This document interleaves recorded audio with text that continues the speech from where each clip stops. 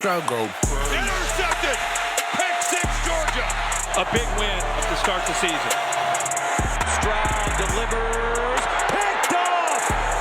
The Oregon Ducks come into Columbus and shock the college football world. And the Bearcats are up in South Bend. It's the highest-ranked opponent Cincinnati's ever beaten on the road. Game on the line. Fourth down. Incomplete, and Stanford wins. Touchdown! Oklahoma is going to win it from 21 down. Penn State going for it. Intercepted again. The Iowa Hawkeyes will remain undefeated. Right side of the end zone, touchdown! Number one goes down. The celebration is on at Kyle Field. And the ball is on the money. It's caught for a touchdown. It's the year of the upset.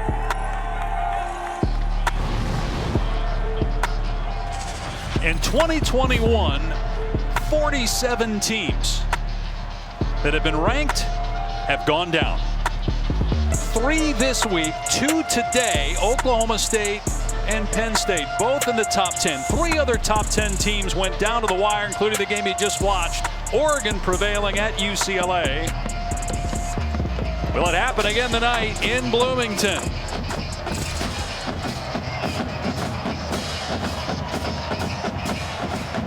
Ohio State has won 26 in a row against the Hoosiers. Indiana won the toss and deferred. The Hoosiers will put their defense on the field first. Ibuka is deep. Smolar will kick it away for the Hoosiers. And we are underway on Saturday Night Football. It'll be a touchback and come out to the 25. We'll get a look here at the freshman quarterback, C.J. Stroud. He's been excellent, especially the last couple of weeks. Here's what he brings to the table: accuracy. Ball comes out of his hand and it goes exactly where he anticipates. And how about the arm strength? Can make just about any throw on the field. Fantastic pitch there. And anticipation. He anticipates his routes coming open as well as anybody I've watched on film this season. And the scary part for defensive coordinators, he just keeps getting better and better the more he's played. Only 5 games played so far in his young career. You look at the 2 games most recently played against Rutgers and Maryland. Under center here on first down. He's got a terrific freshman running back in TreVeyon Henderson, but they do a good job against him at the point of attack. Cam Jones and Ryder Anderson on the tackle after a gain of 2. It's where it starts with this Indiana defense. Going to have to slow down and minimize this rushing attack of Ohio State. They are massive up front. Big physical offensive line and talented running back in TreVeyon Henderson. Stroud off play action, dumping it off. And close to a first down is the tight end, Jeremy Ruckert. And it is enough to move the chains at the 35. Dusty, I don't know if you saw right there, Indiana not lining up on time. We talked with Coach Allen and Charlton Warren defensively for Indiana. They want to change up the looks. But if you're not set and you're not ready to play, you're going to be caught out of position. That's right, Tom. You've got to get your cleats in the ground and have yourself ready to go before you can even worry about disguising or trying to confuse C.J. Stroud. Miyan Williams in the game at running back. Stroud keeping it and kept his eyes downfield, completing the pass to Ruckert again. Another first down. This one goes for 15 yards out to midfield. Really good patience there by C.J. Stroud. I mean, he really can, he moves around, but he's not looking to run. He's not an overly athletic quarterback. Moves around well in the pocket. You see him twice now, getting him outside, but good patience. Nothing down the field opens up, so he hits his tight end, Jeremy Ruckert. Rolling to his left here. Stroud to the sideline, and it's pulled in by Garrett Wilson, who hugged the sideline, did not step out, and picks up about 4 yards. That's a 32nd catch on the season for Wilson. Those strong hands by Garrett Wilson. Working on the sidelines, that pass thrown behind him. Strong hands bringing that in, a little toe tap on the sidelines. Garrett Wilson, twitchy, explosive, very good with the ball in his hands. Going to give it to Miyan Williams. Master Teague is not available today, so Williams gets close to a first down before he's tackled by Fitzgerald. You have TreVeyon Henderson, the true freshman. Miyan Williams, a redshirt freshman who missed some time with a concussion, but he's averaging 8 yards a carry. Henderson's averaging 9. That's #1 in the country. They got 3rd and short here on the Indiana 41.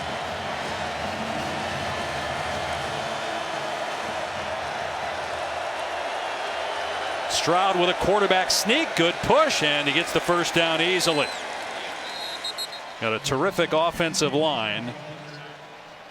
And they moved the D-line of Indiana that time easily. And Indiana's not ready. Look, you got linebackers Cam Jones, Micah McFadden looking over the sidelines talking. Good job by C.J. Stroud recognizing that, getting up on the football, getting an easy first down on the quarterback sneak. Good opening drive for the Buckeyes. 7th play coming up. And Stroud to the air. With time, taking a shot downfield. And knocked away at the last second, incomplete. Devon Matthews on Garrett Wilson broke up the pass inside the 10. It's an outstanding job by Devon Matthews. As you see Garrett Wilson with a nice route, the subtle head fake there. And Devon Matthews knows he's beat, I got to play the football. And as you see Garrett Wilson go up to high point, a nice job knocking that ball free by the Indiana safety. Indiana's got some injuries on the back end.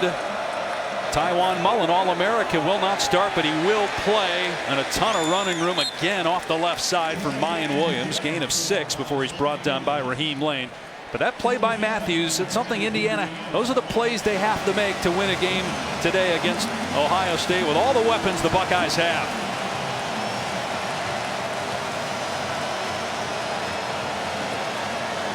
It'll be 3rd and 4. Ohio State is number 2 in the country in 3rd down conversions.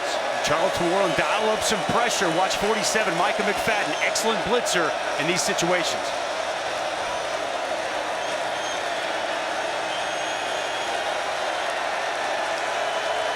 That's McFadden, and they're going to hand it off here, and a ton of room for Miyan Williams getting the first down all the way down to the 22-yard line. McFadden downfield made the stop, but that's a 10-yard gain. Well, look at this blocking off the right side. DeJuan Jones going to do an excellent job, and then you'll see 77, Paris Johnson seal it off. Big, massive hole off the right side for Miyan Williams to hit downhill and move the chains. Talked about those gaudy numbers in terms of yards per carry for both their tailbacks, and they're running it with a lot of success against the Indiana defense so far. Williams able to spin away from a defender, finally knocked down by Raheem Lane, but again, that's 6-7 yards on the ground on first down. It's good to see Miyan Williams back out there. You know, had a concussion earlier in the season, finally after the bye week back in the fold. He is thick, compact, 5'8", 225. But you see the quickness and a physical runner. And we saw the home run capability in week 1 against Minnesota when he took it 71 to the house. Now they've got both these freshman running backs who are just so tough to deal with from a defensive perspective. 2nd down and 4, and Stroud back to throw. Again, dumps it off. Smith-Njigba able to get to the edge, and then turns on the Jets to get the first down to the 11-yard line. That's catch number 24 on the season for Jaxon Smith-Njigba. Well, as you watch Micah McFadden, he's going to work out just zone coverage, and he has got to do a better job keeping good leverage. Keep that outside shoulder free. You can't allow Smith-Njigba to get to the sidelines. They go back to Williams on the ground. He's got a crease, and he's into the end zone for the Buckeye touchdown. What an opening drive by Ohio State.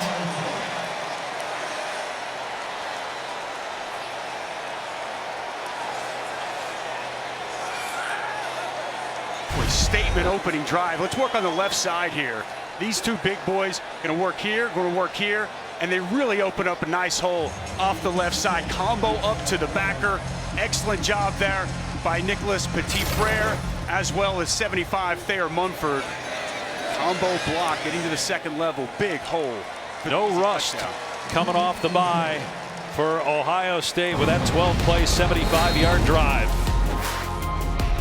It's an 11-yard touchdown run for Miyan Williams as the Buckeyes strike first in Bloomington.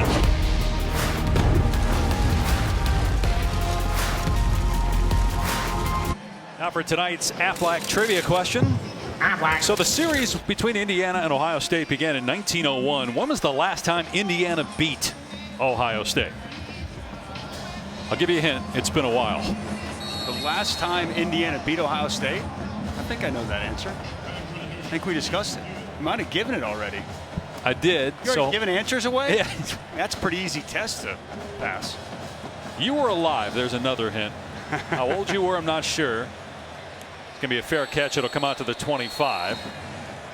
So Jack Tuttle, junior quarterback from California, part of the Elite 11 back in 2017, along with Justin Fields, Matt Corral, and Trevor Lawrence.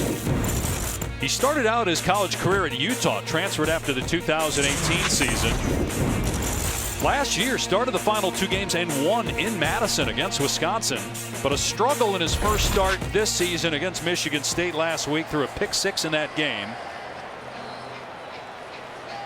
And they're going to need some offense, it looks like, tonight, the way Ohio State is humming on that side of the ball. Find a way to keep up with the 5th-ranked Buckeyes, and that potent attack. Tuttle will throw it on first down. Everybody covered. Tuttle wrapped up and sacked by Haskell Garrett.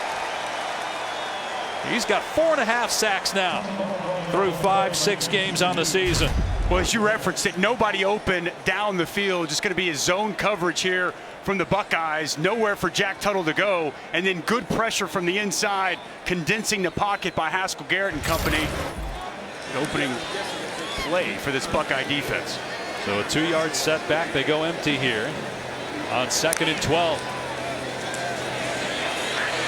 Tuttle trying to get away from pressure again. Takes off. Dragged down out of bounds. Past the 25. He was chased down by Javonte Jean-Baptiste, but that's a good pickup there. Put him in 3rd and manageable. Pretty smart there, Dusty, especially knowing where you are on the field. Don't make a bad play worse. If you're Jack Tuttle, a week ago, he did compound some issues with turnovers following them. So got to be smart in this area of the field and understand punt is okay. Looked like they may have moved the ball back about a yard, so still 3rd and long, 3rd and 7. 3 outs aren't going to cut it tonight, but this might be a big ask on 3rd and 7. We'll see what Ohio State does in terms of pressure. They brought a delayed blitz on that last play. Tuttle throws, and it's into traffic, but it's caught by Henderson for a 1st down. So that's got to be a confidence builder for Jack Tuttle with that toss. No question, one of his absolute favorite targets there in Peyton Henderson. Well thrown football versus man-to-man coverage. Protection held up. Maybe a confidence builder there early for Jack Tuttle. 25th catch for Peyton Henderson. He's 3 catches away from the Indiana tight end record. They go empty again here on 1st down. And then Carr, the running back, motions into the backfield. Play action. Tuttle takes a shot. Diving attempt. And Henderson caught it. Excellent grab by Henderson with Bryson Shaw in coverage. A gain of 15.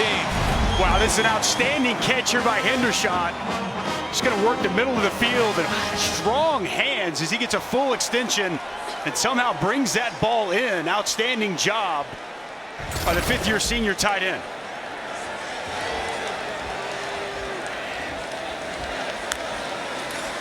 Here's a quick pitch to Stephen Carr. Got some blockers out there and a good pickup on 1st down. Gain of 6. Take a look at tonight's Chick-fil-A impact players. Yeah, Ty Freifogel offensively has to be a factor. Coming into the season, one of the top touted receivers in the country. He's had some drop issues, but needs to have an impact. And Ronnie Hickman, Tom and I watching this tape think he is the best defensive player on this Buckeyes team. He's all over the place and shows up with bad intentions. You mentioned Freifogel had that huge game against Ohio State last year, over 200 receiving yards and 3 touchdowns. Might need that kind of magic again today. Tuttle taken off again, being chased and tracked down for a loss by Zach Harrison. Well, Zach Harrison at 6'6", 275 pounds. Let's watch him utilize his speed. Former track guy. Nice replay. Get outside, set the edge. Look at the big man. Get out and run. Chases down the quarterback from behind. That's tough when you're a quarterback and you've got a defensive end at 275 can run like that. Well done by Zach Harrison. Ohio State has had guys for years at that position that can get after the quarterback and have great speed on the perimeter. So a 1-yard loss. Here's 3rd down and 7, and they're going to run it here. Irvin Poindexter bounces off a defender and gets the 1st down. How about the call to run it there on 3rd and long? Might have caught the Buckeyes off guard. Well, too high safety look there from Ohio State, right? So all of a sudden now you got too high. The other safety out of the shot there, but 2 high safeties, and they say we're going to get a run. Nice block there by Matthew Bedford. The inside zone hits. Another pickup on 3rd down. Play 8 of the drive coming up from the Ohio State 40-yard line. Good response here by the Hoosiers after the early score from Ohio State. Pressure.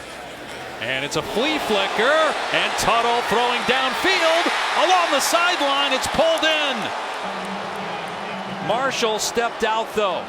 He had it, but he could not get that foot down, so it's an incomplete pass. A little creativity early by Nick Sheridan, and these are the plays Indiana has to make. You've got an open receiver on the sidelines. Make that pass if you're Jack Tuttle. Watching the tape from last week, they're so close to making plays, and it's missed throws, missed opportunities like that that Indiana is going to have to take advantage of here tonight. Got some rain here in Bloomington. 2nd and 10. That's Carr again, motioning. Tuttle fakes that way, looks downfield, and he threw it behind his receiver. My goodness, who is wide open. Javon Swinton was running down the middle of the field, wide open, but the ball was thrown nowhere near him. Makes you wonder, is that a mistake by the receiver? Well, Javon Swinton turns the opposite way from where he should be looking. As you mentioned, Dave, he's wide open up the seam, a bust in coverage.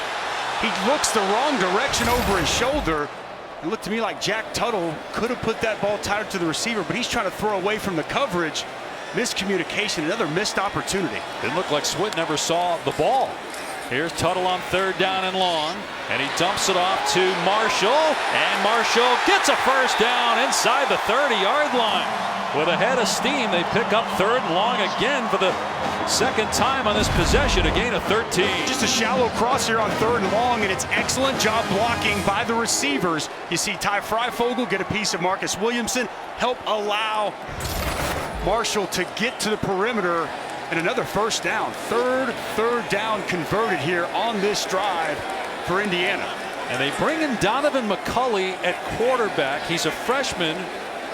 We knew we would see him. He had a couple of snaps last week, ran the ball twice, didn't throw it, and we thought we'd see him in the red zone. He gives it to Carr here. And off the left side, he gets about 5 or 6. Carr, the transfer from USC, with 27 touches last week. How about the decision to go to McCulley here in the red zone when Tuttle was actually playing pretty well? Well, he can help the running attack, right? Big, athletic quarterback, very green, limited playing experience. Only played 3 snaps or so a week ago. They want to get him involved and see what he can do. Won't be surprised here if we see some quarterback run. They were going to redshirt him, but then Penix got hurt and he has to play. He keeps it here, and he's inside the 15-yard line, inside the 10, all the way down to the 6-yard line. 1st and goal, Indiana. Well, this is what we kind of anticipated coming back. Look at Haggard. He's going to come all the way around and set this up. Little quarterback counter. Excellent kick out block by him. And then you see the speed and athleticism by the true freshman McCulley, getting Indiana inside the 10. One of the highest ranked quarterback recruits in Indiana history. He stays on the field. And he hands it off to Childers, who's stacked up at the line of scrimmage.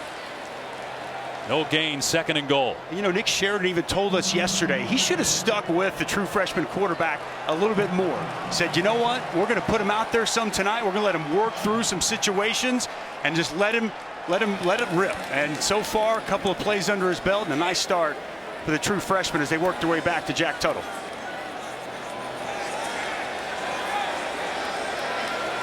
Try to tie the game up here late in the 1st quarter. Tuttle on the move. Running out of space and just throws it away. Jacoby Hewitt was at the front of the end zone. The ball was thrown to the back. It's 3rd down and goal. This has been the issue with this team so far, especially last week. Red zone woes and not being able to finish off drives. And Nick Sheridan told us that was the biggest point of emphasis this week in practice. They started doing red zone every day at the end of practice when they were tired, worn down, and he even talked about how you have to focus even more so to cap off drives here in the red zone. Well, they have only 21 points scored in 3 Big Ten games. On 3rd and goal, Tuttle in trouble, gets the pass away, and it's caught for a touchdown by Henderson. Tuttle took a shot and still completed it for 6.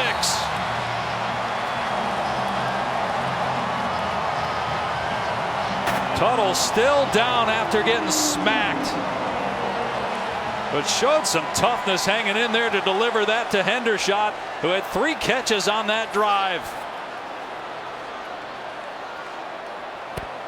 And boy, with Penix out because of a shoulder injury, if this is serious, now you're talking about having to play Donovan McCulley every snap, not just occasionally.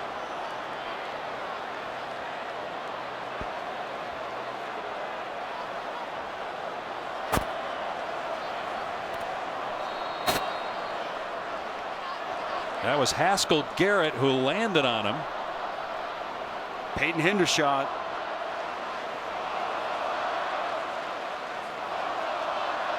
So they continue to look at Jack Tuttle working on that right foot. Back in a moment. Saturday Night Football on ABC is presented by Capital One. What's in your wallet? And in part by Burger King. New Ghost Pepper Chicken Nuggets, just $1.49. Don't fear the heat. As the rain continues to fall here in Bloomington, Peyton Henderson with a touchdown catch. Jack Tuttle, under his own power, walked to the Indiana sideline after getting drilled by a couple of Buckeyes. Garrett landed on him. Second touchdown pass of the year for Tuttle. Second touchdown catch for Henderson. Now Charles Campbell on for the point after. And we are tied at 7 late in the first. Well, the Buckeyes went right down the field in their opening possession, and what a response from Indiana. 4 of 4 for Jack Tuttle on 3rd down, and capping it off with a big touchdown to Peyton Henderson. What a game starting off in Bloomington. Indiana quarterback Jack Tuttle going into the 10 after throwing a touchdown pass to tie the game against number 5 Ohio State.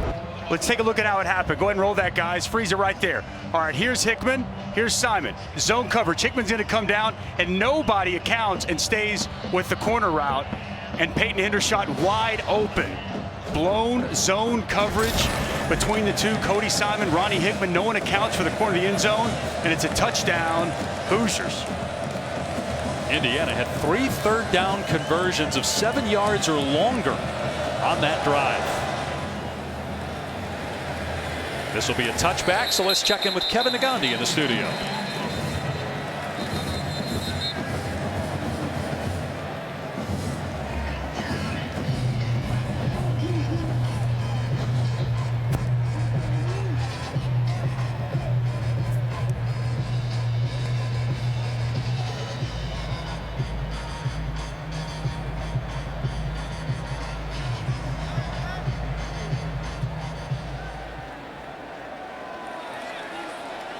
And Bryce Young might be the front runner right now for the Heisman, but C.J. Stroud making some noise. He's the Ohio State quarterback. He'll throw it here on 1st down. Has all day, and a money throw inside the 45 to Smith-Njigba. What a toss by the freshman quarterback that time. Wow, fantastic job. Check out this pocket right here. Plenty of time to step into the throw, and delivers a dime over Micah McFadden in front of the safety and perfectly placed to Jaxon Smith-Njigba.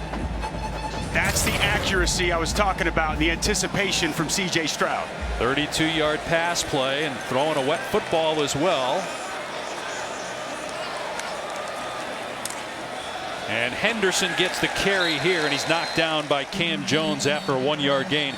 Looked like Henderson might have been banged up on that first drive. He was running sprints down the sideline while Indiana was on offense, and we saw Miyan Williams as the primary ball carrier on that opening drive, and Williams had the touchdown for Ohio State.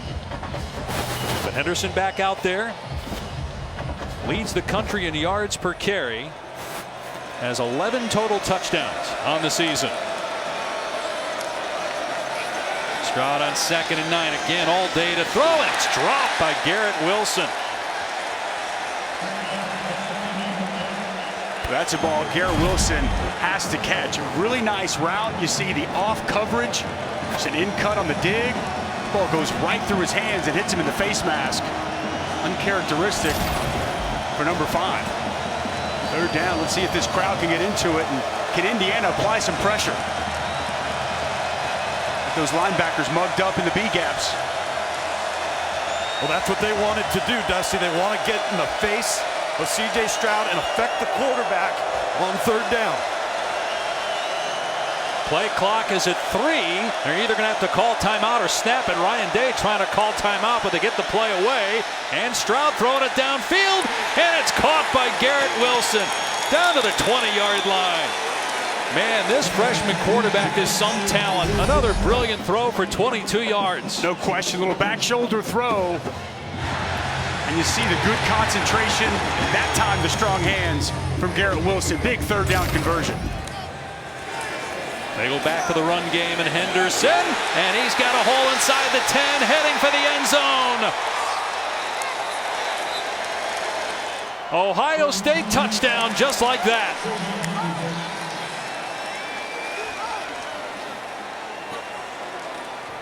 Well, the left side of this offensive line, okay? I'm going to continue to talk about it because they're opening up massive holes off that left side. Excellent job by Thayer Mumford, and the acceleration through the hole by TreVeyon Henderson. Wow, quick response from this explosive Buckeyes offense. He had 277 yards rushing against Tulsa. It's an Ohio State freshman record. That's saying something, as the extra point is good, with obviously Archie Griffin, 2-time Heisman winner, holding that record. To answer tonight's Aflac trivia question, Indiana, Ohio State started playing in 1901. When was the last time Indiana beat Ohio State? I'm going to go with 1988, Dave. You are correct. What else happened in 1988? Well, quite a bit happened, as a matter of fact. I'm glad that you asked. Video there of Indiana getting the victory. Anthony Thompson had 4 touchdowns rushing in that game. Dave Schnell was the quarterback. He threw for a couple. That was a 41-7 game. And that was actually the 2nd straight year that Indiana beat Ohio State. They've lost 26 in a row since, though, to the Buckeyes. 88 was when the internet was introduced to us. There, Dave. Got some other information for you. Remember floppy disks? Doesn't that seem like ages ago? You're not old enough to remember floppy disks. Of course I am. That's what data was stored on back in '88, Tom. What was the #1 movie in '88? I'm going to put you on the spot here. You probably remember that. Fair catch, it'll come out to the 25. While you think about that, okay, let's show you some of the other things you talked about. The invention of the, I don't know if it's the invention, but at least the concept of the World Wide Web was first discussed back in 1988. How about this? Russell Wilson, Steph Curry, and Kevin Durant were all born in 1988. And George Michael, I know that's at the top of the list on your playlist, iPod, their Faith Tom was album of the singing year. that the other night. And how about Gibby hitting the iconic walk-off home run, injured yet hit it out to win the World Series for the Dodgers. Highest grossing movie in '88? How about Rain Man? Tom Cruise, Dustin Hoffman, pretty good movie. Meanwhile, Donovan McCulley is in at quarterback. And he stumbles here and will lose about 7 yards. He had 2 Buckeyes bearing down on him. And the freshman ends up losing 6 or 7 on the play. And Turf Monster got him here, just loses footing, trying to get to the edge. Don't know if that play was going anywhere. Cody Simon was in perfect position to make a play. And again, Jack Tuttle got hit hard on that touchdown pass. McCulley is still yet to throw a pass.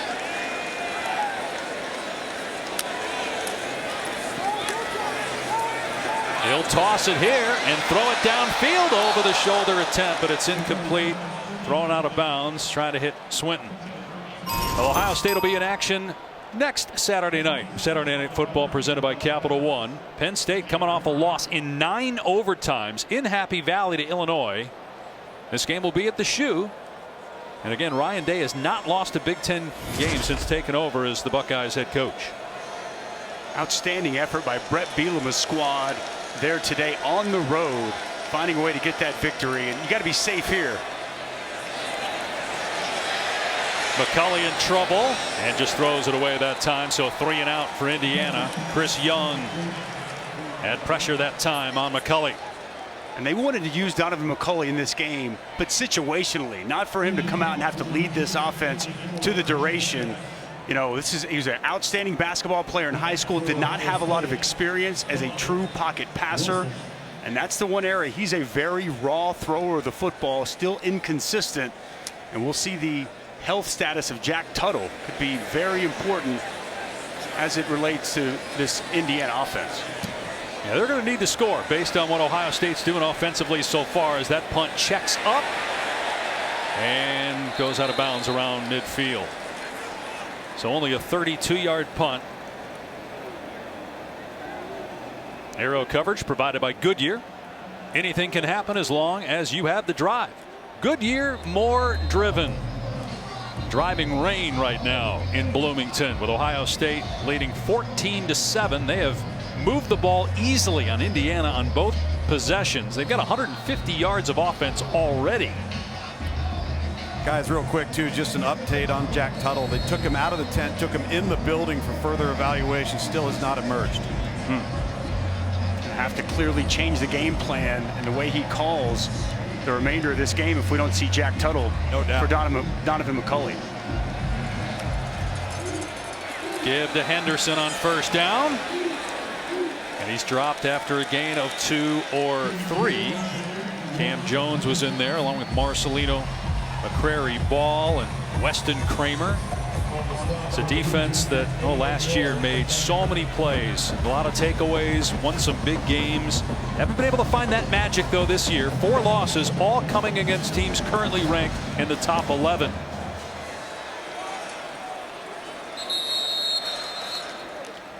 So 1 quarter in the books here in Bloomington.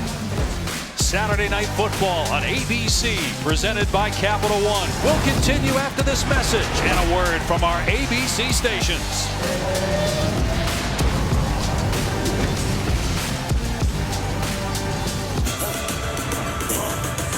ESPN, home of the college football playoff. Run it. Welcome back to Saturday Night Football on ABC, presented by Capital One. Dave Pasch, Dusty Dvorak, Tom Luganbill.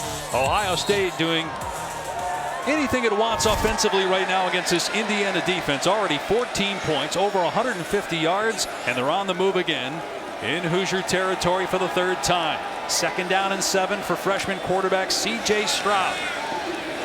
Moving out of the pocket, throwing on the run, and a catch made again. Smith-Njigba goes down to get it at the 39-yard line. It's a gain of 9. They'll move the chains. A little bit of pressure coming off the left side, and as you see, C.J. Stroud moving, not to run, eyes down the field, locates his target. Jaxon Smith-Njigba, I mean, he's the 3rd of this trio that people talk about, but he'd be a number 1 just about anywhere. Excellent route running to come open on that 2nd down. He had 2 touchdowns in the loss against Oregon. Stroud off play action, has a ton of green in front of him, so he takes off and dives. He'll come up short of the line to gain by about 1 yard, but still it's a 9-yard pickup for Stroud. Boy, and Dusty, he had him. He had Smith-Njigba. Yeah. Down the sideline, down the seam, and he glanced. And he just decided to pull it down. But I'll tell you what, the one thing I noticed about this quarterback early, he's got big hands. And the big hands with the wet ball is helping him maintain some velocity. Got 9 on that run, his 15th carry of the season. He'll throw it here on 2nd down and 1, and another diving catch. This time Garrett Wilson inside the 20-yard line. Another trip to the red zone for the Buckeye offense. See if he secured it. Arms under the football. Nice job on the comeback route. That pass thrown outside of 10 Ryder Anderson. A zone drop there. Well-placed football, and Garrett Wilson, very nicely done going down and getting that pass. And the ball on the ground. It was picked up though and handed off to Henderson for about 3 or 4 yards. Was just about to say that there was no rust for Ohio State, that the bye week enhanced their offense. It didn't disrupt how well they were playing on that side of the football the last few games since the loss to Oregon. Obviously with the rain, got to really secure the football. That's the first time we've seen a mistake, but it bounced right back up to Stroud. He'll throw it here, and it's a screen pass. Henderson breaks a tackle inside the 5. Henderson to the end zone. Touchdown, Ohio State.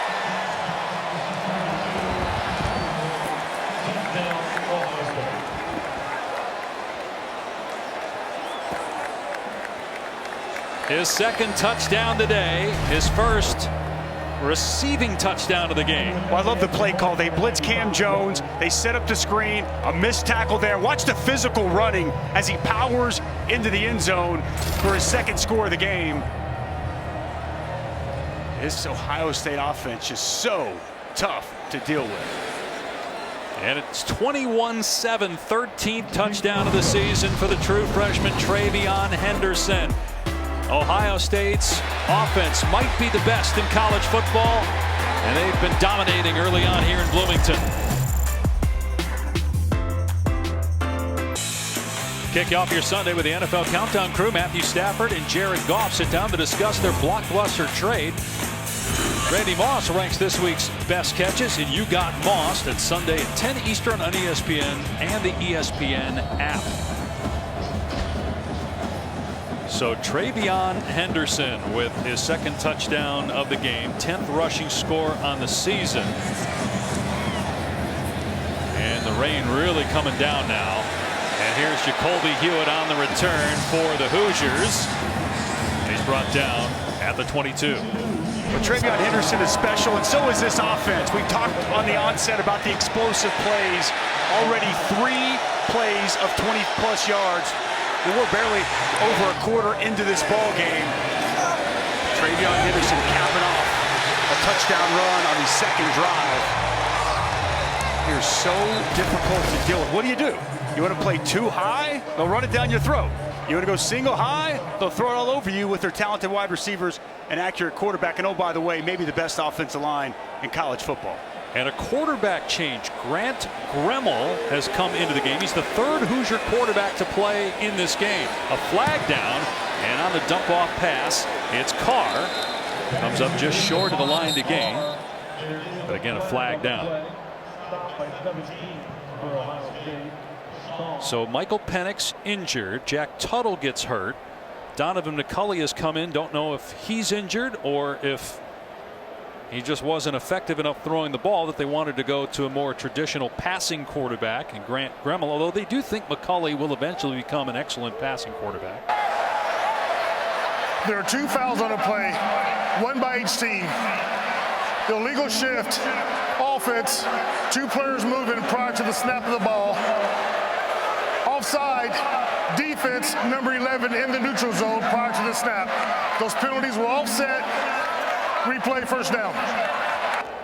All right, so you look at Gremmel, who is a sophomore, redshirt sophomore, 6'3", 200 pounds. Okay, here you go, young man. Go in the game while it's pouring rain against Ohio State. Down 14. And oh, by the way, we need you to score a lot. Right. And they go empty here. Gremmel with time. And he does have a completion. Hendershot with his 4th catch already. Short gain. No, Dusty, if you're Nick Sheridan, the offensive coordinator, I mean, you are really handcuffed here. How comfortable are you with the full load of the offensive playbook? What do you think the young man can handle? Now you've got a wet ball, so you've got ball security concerns. It really, really tightens the reins if you're Nick Sheridan.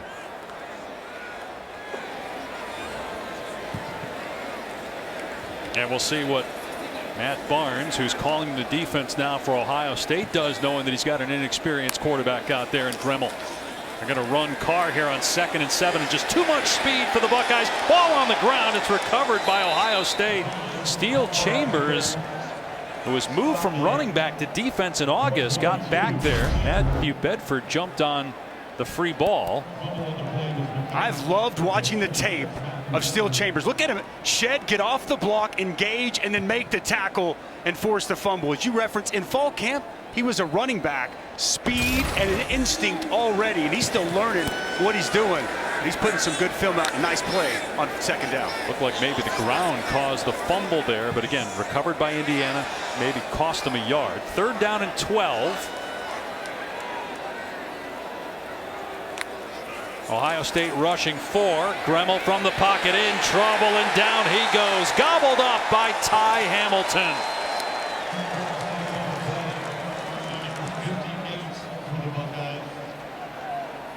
Well, this is just a pass rush working together. Okay, you're going to see good pressure off of each edge. And then right here, it's going to be a bull rush on the center, Dylan Powell. Ty Hamilton just mushes the quarterback right, pushes the center right into the quarterback's lap. When you get that outside pressure, force that quarterback to step up. Makes it easy on the defensive tackles. Well done by the front for Ohio State. Evans has the ball go through his hands. He scoops it up and gets taken down for a safety. It was Jared Smolar had it go through his hands, and then Marvin Harrison Jr., son of the Hall of Famer, with the tackle on Smolar, and it's 23-9 Ohio State.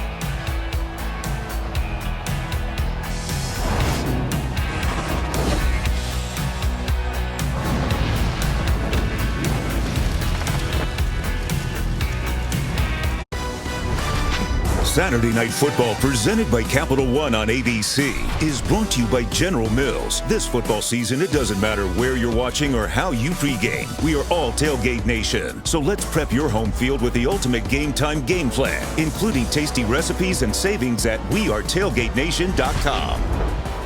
Aerial coverage provided by Goodyear, making the plays that move you forward. Goodyear, more driven. Ohio State gets a safety on a punt or snap that went through the hands of the punter Jared Smolar. He recovered it, but was tackled by Marvin Harrison Jr. in the end zone, and so Indiana will kick it to Ohio State now from the 20-yard line. Ibuka is deep. He fields it at the 20-yard line,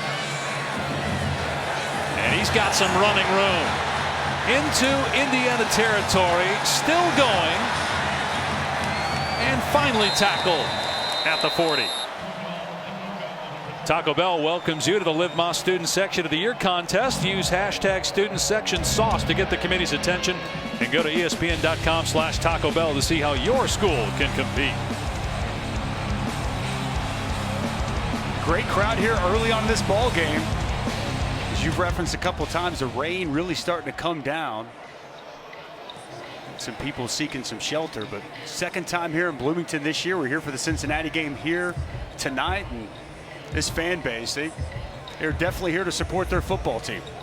And the good crowd has not startled C.J. Stroud at all, although we do have some empty seats now because of the pouring rain, and maybe because of the score as well, with Ohio State looking dominant here early on, averaging close to 9 yards a play. And a timeout called here by Ryan Day. The play clock winding down. Timeout.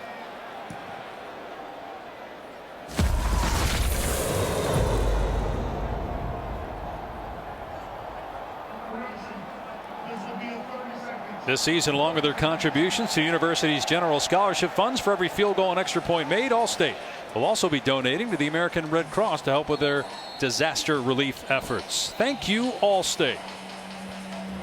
Dave Pasch, Dusty Dvorak, Tom Luganville. So Ryan Day, in his 3rd year as the head coach, taking over for Urban Meyer, has won 2 Big Ten titles and been to 2 college football playoffs. Semis 2 years ago, lost to Clemson, made it to the national title game last year, losing to Alabama. Very bright offensive mind, has an excellent demeanor. And talking with him this week, we were pretty excited about what you guys had seen on film offensively, but he was very understated as Stroud goes downfield. The pass is knocked away at the last second. Olave, the intended receiver, and Jalen Williams was there defensively to keep the Buckeyes from getting another quick strike score. We haven't heard Olave's name mentioned much. A little double move there, out and up, and he beats the coverage initially. That ball a little bit underthrown, and a nice job making up on the play. Jalen Williams in good position. Chris Olave, such a good deep vertical threat for this Ohio State offense. Really tracks that deep ball well. That's one C.J. Stroud wishes he could have back.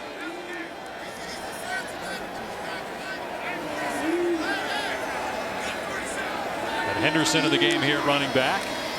Stroud will give it to him on second down, and he's loose again inside the 20-yard line. A little stutter step, and down to the 15. Well, it's just going to be a full zone blocking scheme. We're going to work all the way here, and then the cutback is going to be there. Full zone all the way across. And watch the vision, the cutback, and that burst and acceleration through the hole. Boy, TreVeyon Henderson. Man, he is something special to watch, Dave. We saw Bijan Robinson twice for Texas and thought maybe at the time he was the best running back in the country. Henderson's right there with him. Stroud throwing on the run, incomplete, going for Olave. 2nd and 10. You know what, Dusty? I tell you, though, it's this offensive line. I'm standing right next to the goalpost with the offense coming my direction, and they are an absolute mountain. It's like 5 offensive tackles, and just one of them happens to snap. But the holes that they're opening, that time we saw the cutback, I mean, it is amazing how they are moving the line of scrimmage, arguably against the best defense that Ohio State's faced this year. No question, Tom. They are big, physical, and they are imposing their will here in the first half of this ball game. See what they do here in 2nd down and 10. Stroud will throw it. Has time again because of that offensive line, but everybody covered. So Stroud taking off, throwing back across the middle for a touchdown to the tight end, Ruckert. Penalty flag is down. He may have crossed the line of scrimmage. For it to be a penalty, your whole body, everything has to be over the line for it to be a foul. Ineligible receiver downfield. Offense number 55. 5-yard penalty from the previous spot. 2nd down. They called it on Matthew Jones for being illegally downfield as an offensive lineman. I was going to say, I was pretty sure C.J. Stroud stayed behind the line of scrimmage whenever he made that pass. Clearly behind the line of scrimmage, but as you see Matthew Jones 5 yards or so down the field, going to negate that touchdown pass. But you can see right there, that's what I'm saying. Stroud loves to move, but he keeps his eyes down the field, waits for his wide receivers to open up, and touchdown taken off the board. Back to the ground game. Henderson bottled up after a gain of 3. DeMarcus Elliott on the tackle. But you see Stroud there as a freshman knowing where he was on the field too, because again, part of his body was maybe across, but you have to be entirely across for it to be a foul. Good awareness for the redshirt freshman. I think 55 thought he was going to run.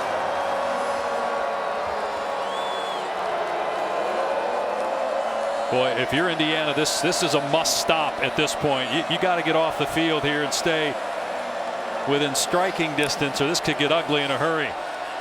Stroud to the end zone. Caught! Olave! Touchdown, Buckeyes!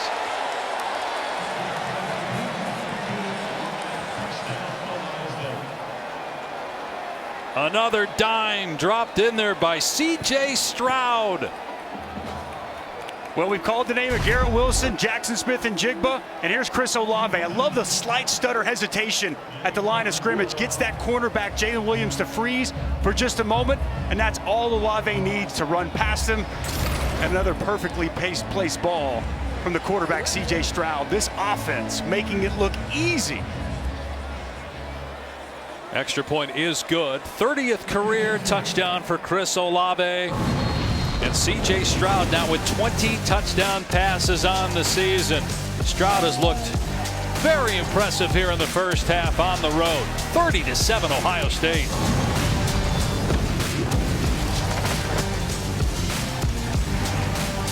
Man, there have been some great receivers over the years at Ohio State. Every decade they've had a first-round pick.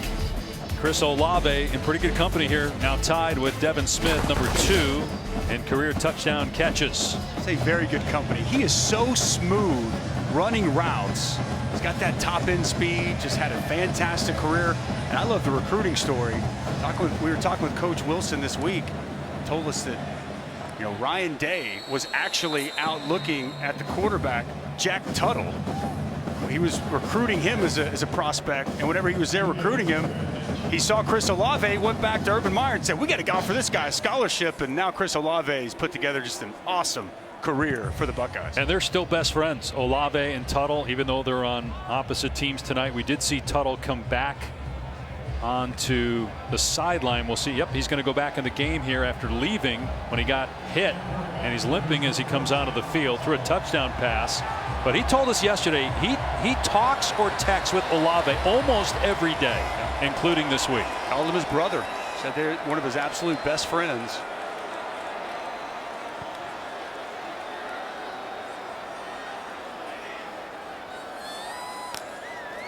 And another ball on the ground. Tuttle picks it up, and he gets dropped by Tyleik Williams. Well, Tom addressed it several times here today. That ball is slick. The rain is coming down, and the woes keep coming for Indiana. But that man, 91, Tyleik Williams, oh boy, I'm going to tell you what. There's a lot of talent in this Ohio State defensive line. He's the most talented guy when I watch tape. True freshman, unbelievably productive. Defensive coordinator Matt Barnes called him a dancing bear with his size and athleticism. His 5th sack on the season. So they lose 7. They run Carr here on 2nd and 17, and he gets maybe 2. Tommy Eichenberg on the tackle. Indiana's had to use 3 quarterbacks, and Michael Penix isn't one of them. He's out with a shoulder injury, so Tuttle got the start. He had to leave. Donovan McCulley was coming in the game occasionally, and then they went to another quarterback, Grant Gremmel, but McCauley's back out there for his 4th snap of the game. And it's on 3rd down and 14.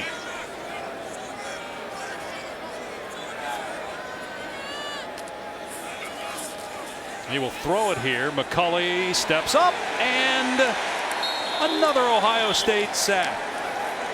Tui Moloau. 4 sacks for the Buckeyes. Well, this is excellent job of using your hands. You're going to see him stab the offensive tackle, Caleb Jones. A little stab, and then the rip to get off. And another one of those talented true freshmen, Tui Moloau, Jack Sawyer. We've already seen Tyleik Williams, 2 sacks on that drive by true freshman defensive linemen. The current state is good, and the future even brighter for this defensive line of the Buckeyes. All right, now the last time down here, Smolar had it go through his hands, so James Evans will punt this time and makes the catch, secures the ball, gets the punt away. And running room here for Wilson inside the 35 and down close to the 30-yard line. Boy, in the rain, smart play though by Wilson to field that and just run straight ahead, 20 yards on the return. A low punt. As you mentioned, saw an opening, took advantage, and picks up good yardage on the return. Their last 2 drives, they started in plus territory offensively. And you were mentioning Chris Olave. You know, one of the things from a recruiting perspective is he didn't play his junior year, guys. It's one of the reasons why nobody really knew who he was, and why Ohio State and Ryan Day didn't know who he was until they went out to the high school. Everybody knows who he is now. He's had a brilliant college career. First down to the Indiana 30. Henderson busts it to the outside, gets away from one man, inside the 20, inside the 15, and then hit out of bounds late. Here come the flags. Frustration setting in for the Hoosiers. Raheem Lane hit Henderson after he crossed the boundary line. 17-yard pickup before the penalty. After the play, personal foul, late hit out of bounds. Defense number 0. Half the distance to the goal, automatic first down. That's the word, frustrated, that a lot of the Indiana folks were saying this week, because they just haven't been able to get over the hump this year against good teams like they did last year. I understand the frustration. This first half, this season hasn't gone the way they wanted. This first half hasn't gone the way they wanted, but you got to be smarter than that. Clearly out of bounds. Easy call for the official. How about on that counter? TreVeyon Henderson with the jump cut. Man. Henderson again breaks another tackle into the end zone. Touchdown, Ohio State. They cannot tackle this guy.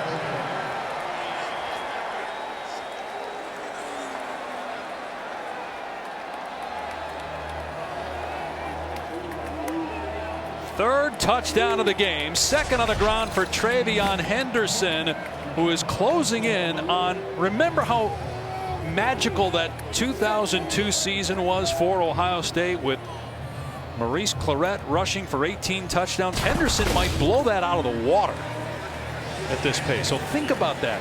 It really puts it in perspective when you consider how great Clarett was and how outstanding that Ohio State team was in 02. But Henderson is running all over the Hoosiers and everybody else right now. It is all Ohio State. The Buckeyes by 30.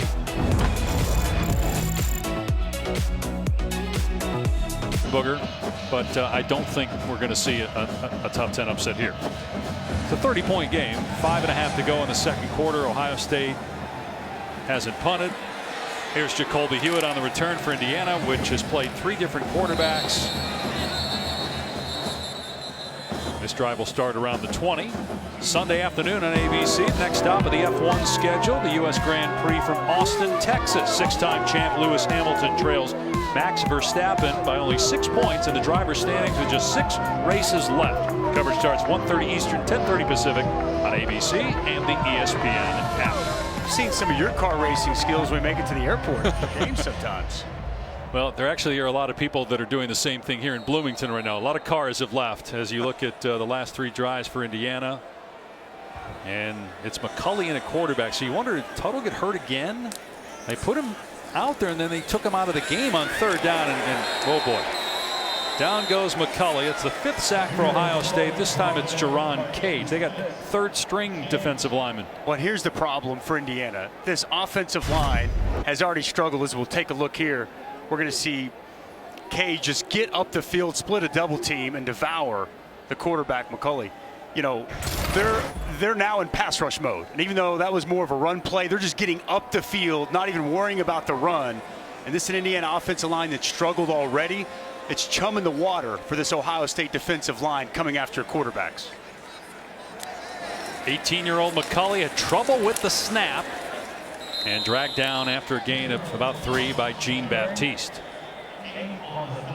The depth that Ohio State has in their defensive front. I know they're young and they probably don't have an established edge guy like we've seen in years past, but over the next 2 to 3 years. So there was a penalty flag down. We actually didn't see it, but there was a flag down for offside by Tyreek Smith. The next 2 to 3 years, guys, they could be special in the defensive front, 2 and 3 deep. No question. No question. This crop of true freshmen that they brought in the defensive line and some of the other young guys they have, I'm completely with you, Tom. Unbelievably talented. I think how many top 5 picks they've had on the D-line the last few years. The Bosa brothers and obviously Chase Young. 2nd and 9 here. The quarterback McCulley on the run. The ball came out, but they're going to rule him down. So it'll be 3rd and short. Matt Barnes calling the plays. Now he's a secondary coach. Kerry Combs is the defensive coordinator, but Barnes has been calling the defense since the loss to Oregon. That's when the change was made by Ryan Day, the head coach. And he told us yesterday that, you know, those are some really hard conversations. Everyone had to check their egos at the door. It was a tough week, but they wanted to find a way from schematically and personnel to put their players in the best position for success. I think you have to credit everybody on this staff, Kerry Combs included, accepting their roles, making the changes, and a lot of this was what Ryan Day wanted, right? Ryan Day was very instrumental in coming up with what they wanted to do, what they wanted to change, and with his offensive mind to be able to help out his defense, it has really come together, and it is a completely different looking defense than where they were early this season. At Penn State next week on ABC, Saturday night from the shoe. And the fair catch made at the 33-yard line by Smith-Njigba. Well, we talked about what we've got for you next Saturday night. Saturday Night Football presented by Capital One. Penn State coming off a loss at home in 9 overtimes against Illinois. The reason it went 9 overtimes, it's a new rule in college football. When you get to the 3rd overtime now, it's only 2-point plays. It's basically a 2-point conversion contest. Do you like that rule? I don't know. It was the first time I've seen it play out. I know this. I was on the edge of my seat the entire time. So from that aspect, it was very compelling. but I'm still trying to wrap my head around how I feel about it, Dave. Stroud, they're going to keep throwing it here, and it's caught by Olave for a gain of about 9. So the most in college football history, the 9 overtimes. Again, we just told you why it went that long. First road win against a top 10 team since 2007, when the Illini knocked off then #1 Ohio State. On 2nd and 2, long throw for Stroud, and it's high. Intended for Garrett Wilson. Boy, that's like the first throw seemingly all night that has not been on target by Stroud. High and outside, Garrett Wilson unable to try to come down with that catch. Good tight coverage on the outside by Jalen Williams. And it's just kind of gets away from him. As you mentioned, uncharacteristic from C.J. Stroud here tonight. Dusty, he's got to miss at some point, right? They've been flawless on 3rd down so far. Oh, man. He's got 5 incompletions, but remember, there was a drop by Garrett Wilson on a pass that was thrown on the money. A couple other ones that could have been caught or knocked away at the last second. They picked this up easily, and up in the air, Ruckert trying to hurdle Devon Matthews. It's a first down, though. Ohio State with 2 timeouts remaining. Clock is at 2:50 and counting. Indiana there, man-to-man coverage, and you see that was just a little play action, boot action, and then they take Ruckert out the outside, and Devon Matthews unable to run with them. Easy pitch and catch on 3rd and short. Stroud has thrown 2 touchdown passes. Ohio State with 3 rushing scores. Play action here for Stroud. Setting up and throwing to the perimeter, and a beautiful toss again. Garrett Wilson on the grab at the 35. 15 more yards for Ohio State. Excellent pocket protection from the offensive line. See him just step in there, step into the throw. Look at the ball placement, outside shoulder away from the defender. You can't draw it up any better than that. The long throw. Some of that arm strength on display there for C.J. Stroud. I mean, he's very much in the Heisman Trophy conversation, and when you watch the tape, especially last couple of weeks, the more he gets comfortable, the more you recognize one of the better throwers of the football in the country. Stroud hits Wilson, who spun down at the 29. Well, he missed 1 start, had a shoulder injury, so did not play against Akron. But in 5 games played, he's thrown for 400 yards twice, had almost 500 in a loss to Oregon. Played in 3 games last year as Justin Fields' backup, but didn't have any stats. Already named Big Ten Freshman of the Week 4 times here in 2021. And not in a rush here. Plenty of time. Minute 20 and counting. Stroud on 2nd and 4. Another money pass as Smith-Njigba tried to go up in the air, and then, wow, he got smacked by Devon Matthews. Smith-Njigba tried to hurdle Jalen Williams, but then watch Matthews come in here at the end.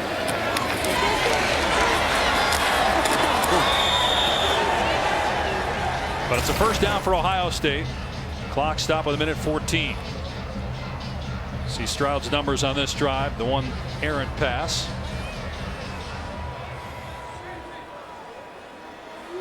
Miyan Williams is the running back. He's got a touchdown, and he'll get the carry here. Smothered after a gain of about 2 or 3.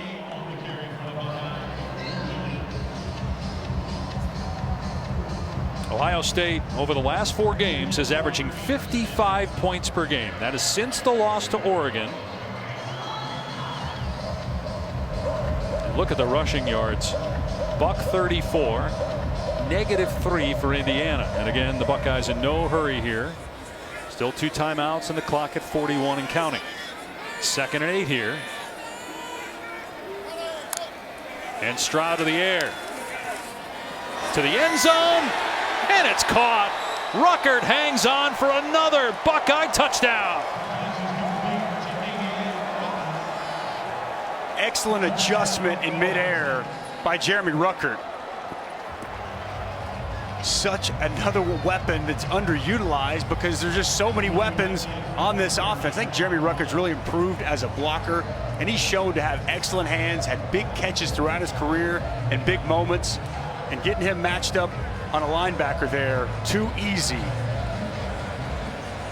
Another touchdown for this Buckeyes offense. 3rd touchdown pass for Stroud, 21st on the season. It's 44 7. Ohio State has scored 30 points in the second quarter. And this Indiana defensive front continues to not be able to affect Stroud from the pocket. Good adjustment in the air by Jeremy Ruckert, and you get him matched up on Aaron Casey, the linebacker, almost like stealing. Now, when you start looking at this ball club, guys, and I know the back half of the season is the difficult stretch for Ohio State, but where's the flaw? You know, where's the area of this football team where you say, oh, this could be exposed, or, man, I'm not sure about this group?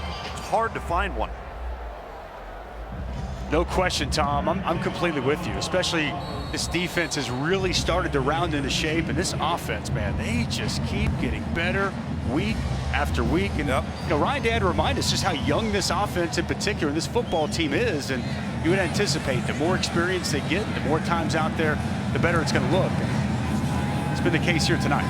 This will be a touchback on the fair catch there by Hewitt, so it'll come out to the 25. Well, we talked about the game next week against Penn State, and they have to play Purdue still. Purdue was ranked, won't be next week because of the loss to Wisconsin. Then they got Michigan State and Columbus, and at Michigan. Is this finally the year that Jim Harbaugh gets the Buckeyes? Michigan playing really well, handled Northwestern easily today. I've been impressed by Michigan a lot. I mean, they're a physical football team. They can run it.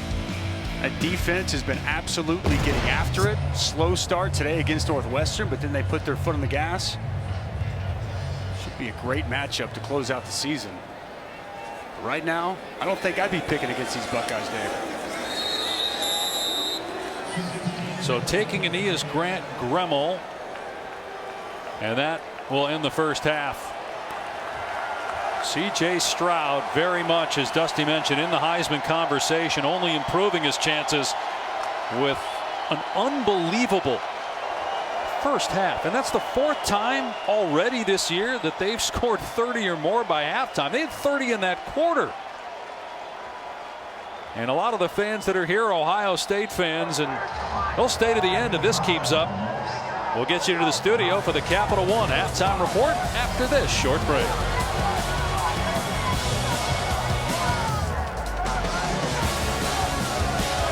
Saturday Night Football on ABC, presented by Capital One.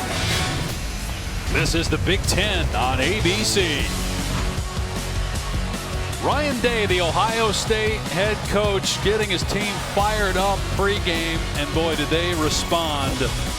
An unbelievable first half offensively. They're on pace for 100 points and 1,000 yards. They lead 44-7. And believe it or not, this was the best defense that Ohio State faced this season.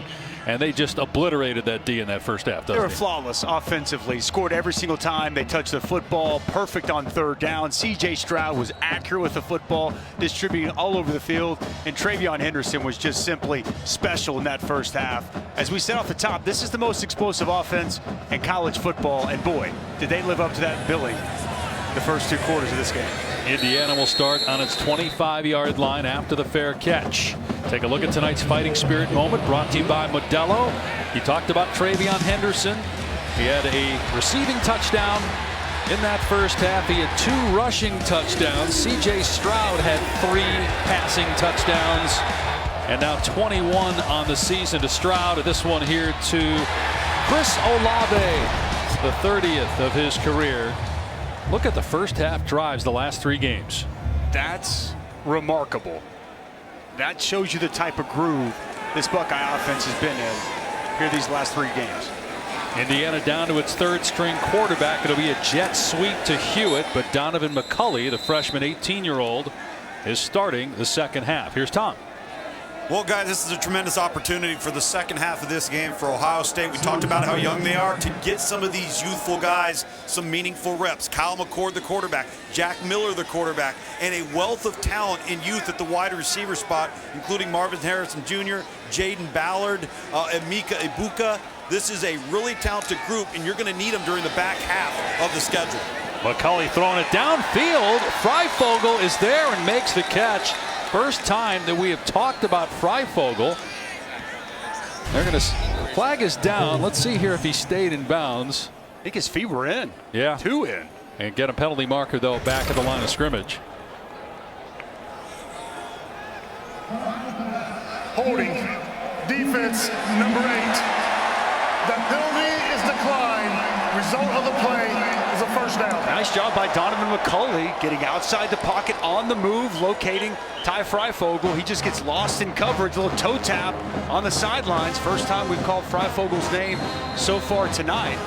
A nice start in the second half for this Indiana offense. He was a third-team All-America a year ago. Freifogel had 3 touchdowns against Ohio State in Columbus. They were down 35-7, by the way, in that game. And Indiana came back and lost by 7. And they do it again. Run play, card, nowhere to go. Drop for a loss. Another negative play. We're almost in double digits in terms of negative plays for the offense for Indiana. And look at, after that first drive where they marched down the field against the Ohio State defense and scored, they got negative 17 yards. They were flawless on third down in that opening drive, 4 of 4, 0 for 4 since. And this Buckeyes defense really settled in as we see Jack Tuttle on the sidelines. He was injured on that touchdown pass at the end of that opening drive, and he tried to gut it out and get back out there, just unable to go. McCulley going to take off, and another Ohio State sack. This one by Zach Harrison. 7 sacks now for Ohio State. Well, really, it's the inside pressure by Haskell Garrett. Watch him get up the field, and it's going to open it up here for Zach Harrison. Holding. Excellent job. Defense, number 26. Okay. Penalty from the previous spot. Automatic first down. So Cameron Brown with a defensive holding, and that negates the sack for Ohio State. Correction. It will be second down. That's the second time tonight we didn't see the flag down there. It's on Cameron Brown against Freifogel. Not a whole lot there.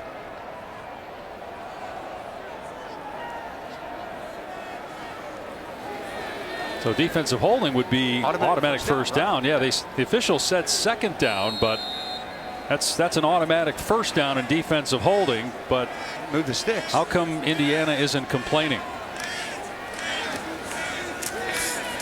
McCulley trying to get the edge, and he does get the first down, but that should have been a first down play, not a 2nd and 3. I don't know, confusion there between the officials. McCulley breaking a tackle. You see him get on the perimeter. He's an exciting guy, Dusty. Yeah, he is. For a young guy who's thrown to the wolves like this, bad weather against a premier team, and he's held his own, and they might have something to mold with this guy. Good basketball player in high school. Nick Sheridan told us he had a knack for making big-time plays in big moments. He'll keep it here, and he's got some running room. But the closing speed of the Buckeye secondary, that was Marcus Williamson, 5th-year senior, tracking down McCulley, who was going to redshirt, but then the Penix injury and Tuttle struggling against Michigan State forced Indiana to put McCulley in and play him more than just the 4 games where you can still redshirt. We're going to see him the rest of the season. Yeah, good opening drive here for Indiana. McCulley will throw it here, leaving the pocket on second down and lobbing it into the end zone. A jump ball, and it's knocked down by Sevyn Banks. Miles Marshall was the intended target. Good coverage down the field. Brought pressure. Blitz picked up well by Stephen Carr. One-on-one down the field. Miles Marshall got the size, jockeying for position between Banks and Marshall, and nice job getting in front of the receiver, getting the pass deflection. I'm surprised we didn't see McCulley just get enough for a first down. Looked like he was able to get to the edge. He could have picked it up on the ground. He will run it here on 3rd down and 4, and he is hammered in the backfield. Court Williams, freshman, with the big stick. It's 4th down. Well, it's an outstanding open field tackle. He doesn't make this tackle, McCulley's going to be able to get the first down. Picturesque. Getting his head around and getting the quarterback on the ground. Indiana obviously going for it. 4th down and 5. Peyton Hendershot. Looking for my tight end.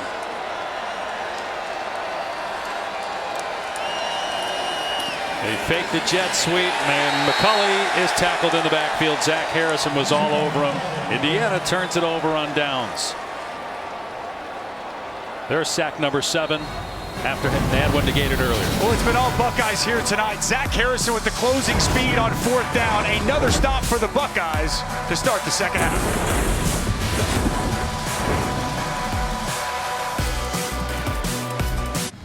Welcome back to Bloomington. It hasn't just been the Buckeyes offense. This defense has been electric as well. Zach Harrison with the sack, 1 of 6 on the night.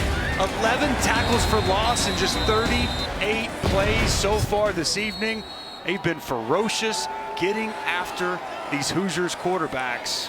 Impressive job so far by the Buckeyes defensive front. C.J. Stroud will start the second half, but don't know how long we'll see him. He's in trouble here on 1st down, though, and sacked by Micah McFadden. Well, this is a guy who's not going to quit the entire night. The heart and soul of this team, the heart and soul of this defense. He's really good coming off the edge. Times up his blitzes perfectly, runs right past Paris Johnson, and gets himself a nice sack. I love watching the tape of Micah McFadden, one of the better linebackers in all the Big Ten, and just really plays the game the way it's supposed to be played. You know, Charlton Warren told us he's his field general out there.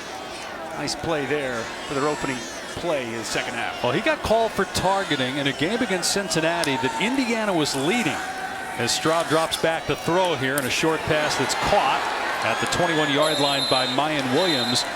You wonder, certainly the game changed.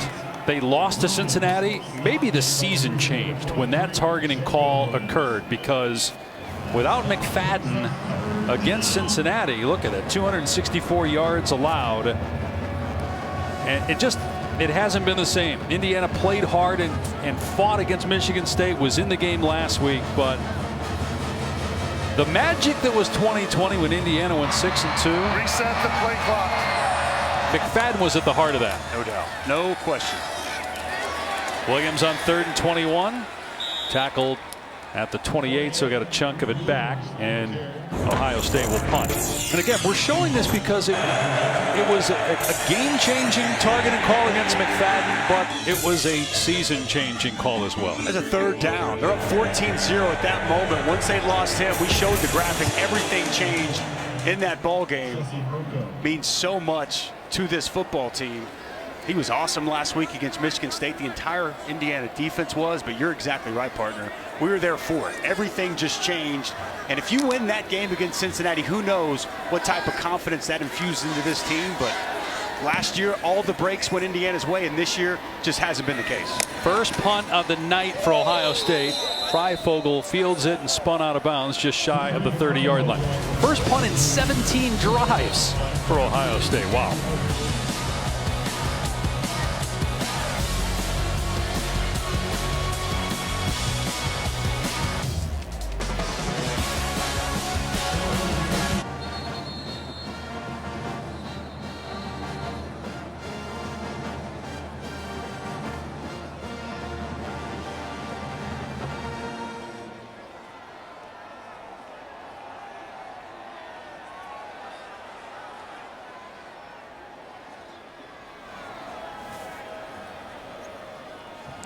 Kevin, so great to see the National Hockey League back on the ESPN family of networks. Meanwhile, here in Bloomington, maybe C.J. Stroud's day is done. He scored touchdowns in 19 of the last 20 drives. So basically it was 19 in a row, because they didn't score in the last drive. They punted for the first time tonight. So Indiana takes over down 44-7, early 3rd quarter. McCulley will throw it. No, he won't. He gets sacked again. It's number 7, Tyreek Smith, with the takedown here. This is one of those situations, man. It's an Indiana offensive line who struggled this year, especially with pass rush situations, and now anticipating Indiana throw the football. I mean, you elongate your stance if you're a defensive lineman. You're getting off the football, and you're getting your best pass rush move off the line of scrimmage every time. Really tough on this Indiana offense right now. And Grant Gremmel is in the game now at quarterback. He's played about 10 snaps. He's going to hand it off to Carr here. And Carr able to break a couple tackles and gets 7 or 8 there. Actually more than that because of the sack. Excuse me, about 12. So 3rd down and short. And we've thrown out a lot of numbers tonight with Ohio State having won 21 in a row in the Big Ten and 11 straight games on the road. How about coming off a bye? Assuming they hang on, it'll be 15 consecutive wins off a bye. They haven't lost a game in 16 years. 2005, the last time Ohio State lost a football game off of a bye week. I was still in college in 2005. Gremmel throws right at the line to gain a huge hit on Henderson by Ransom. Nice job going up and grabbing that football. Strong hands to secure the catch. Really nice tackle there by Lathan Ransom. Ouch. Going low. You said it. Right on the hip. Man. You might have been calling my games back then, partner. The 2000. I think I was. And here we are. You looked a lot different in the booth. I did. You're right. Long flowing hair. Amongst other things. McCulley taking a shot here, showing the arm strength. Wow. Almost hit Freifogel, who could not catch up to that ball. And that's what they needed to do tonight, knowing that Ty Freifogel, get him to stretch the field, their best vertical weapon they have on this offense with no DJ Matthews, who's injured. Pass actually pretty good coming out of his hand, just a little bit too much on it from Donovan McCulley.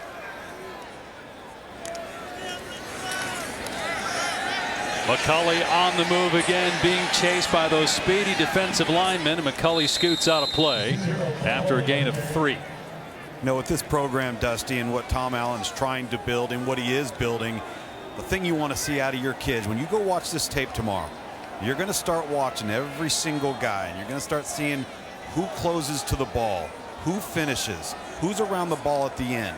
And those are the types of guys that are going to tell you an awful lot about where you are when things don't go your way like they haven't tonight. Got to finish, right? Yep. You can't just play hard and give great effort when things are going well. It's got to be when they're not going right also. On 3rd and 7, and Swinton tackled after a gain of a couple, so it'll be another 4th down here, and Indiana just going to punt in this situation. Well, Tom Allen has gotten this program to a position where, you know, until this year, they had some success with recruiting and getting some transfers and obviously winning. They won 6 games last year. If they would have a winning season, which is going to be difficult with a 2-5 record, but they haven't had 3 straight winning seasons since the 1940s. So the fact they've had 2 in a row is telling you where this program is. But also Kevin Wilson, who's actually on the Ohio State sidelines, so there's a lot of credit for where Indiana is. We'll talk more about that when we come back to Bloomington. Want to tackle your fitness? Hey Siri, tell me more about Apple Fitness Plus.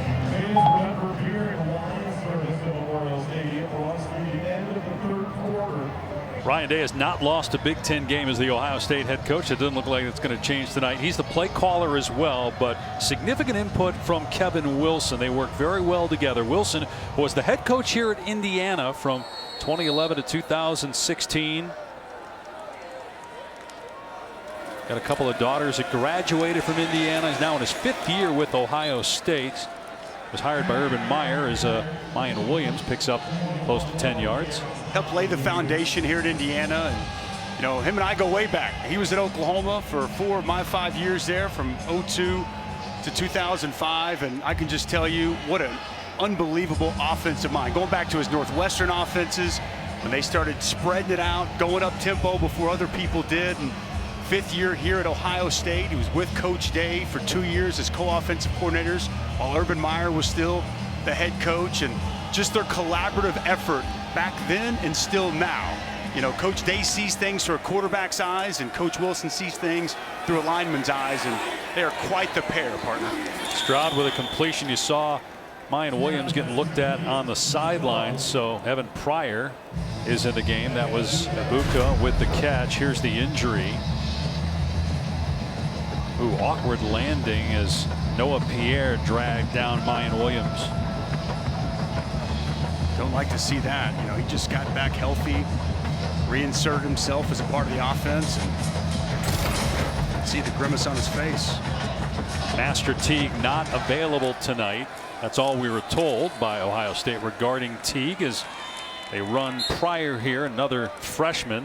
Half this team is freshmen, yet they're better than a lot of teams, maybe most teams, juniors and seniors. Well, keep in mind the extra eligibility, right? I mean, I understand that at a place like Ohio State, you know, if you don't play them right away, that you're going to lose them in 3 years. But now you get an extra out of that. And man, it's like the younger they get, the more talented they get.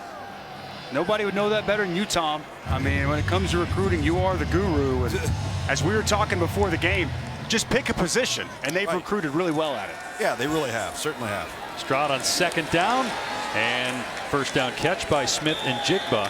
But with all this said, I mean, we're praising the offense, and look, the defense has been good as well. They still have a loss, which means at this point you got to think they got to win out. I mean, 2-loss team is yet to make the college football playoff. They got to win the rest of their games, and they have one of the most difficult schedules remaining in college football. Very thin margin for error down the stretch, and as you referenced, they're going to be challenged and tested week in and week out for the remainder of this season. Stroud got hit as he throws and is nearly intercepted by McCrary Ball. Marvin Harrison Jr., the intended receiver. Was Micah McFadden on a little pressure, get to C.J. Stroud, a little contact on him, and then very close for McCrary Ball getting an interception. Nice break on that football, and he just didn't see the flat defender. I don't think Stroud was able to get everything into that with the running back and McFadden coming into him as he tried to step into that pass. Stroud's only thrown 3 interceptions all season. None in the last 3 games. 13 touchdowns, no picks during that time frame. Pryor got the corner, stepped out at the 43-yard line, so third down coming up. Dusty, it was interesting when we talked, and Dave, with Ryan Day, and he referenced several times with our discussion with, well, yeah, so far, or to this point. Yeah. I think he's very concerned about the back half of this schedule, because I don't know if he really truly knows how good his team is. I mean, he knows they're a good football team, but the back half of the schedule is concerning him. They got Penn State next week, then at Nebraska. Purdue is at home. They still have Michigan State and Michigan. Some chess going on here. Indiana showing pressure. Stroud saw it, checked the play. They checked the defense. And a timeout called by Ohio State with the play clock winding down. Let's go to the studio and check in with Kevin Nagandi. Prior to the expiration of the play clock, timeout, Ohio State. That was the first of the half. 30 seconds.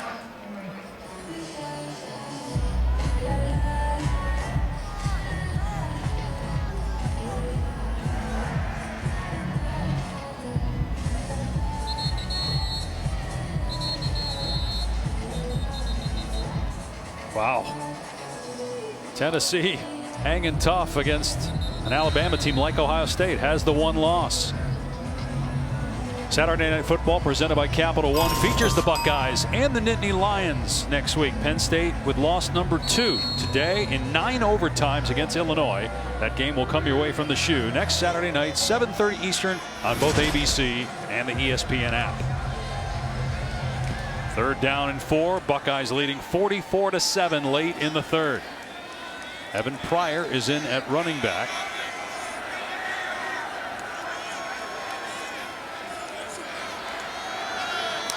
C.J. Stroud will throw.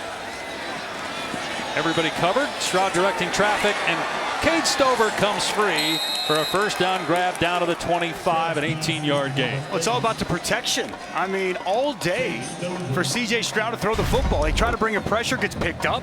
Nice job by the true freshman Pryor, picking up Cam Jones on the blitz. I mean, pats the ball 2 times, and Stover is able to change his route, work to some open grass, and a nice pickup on third down.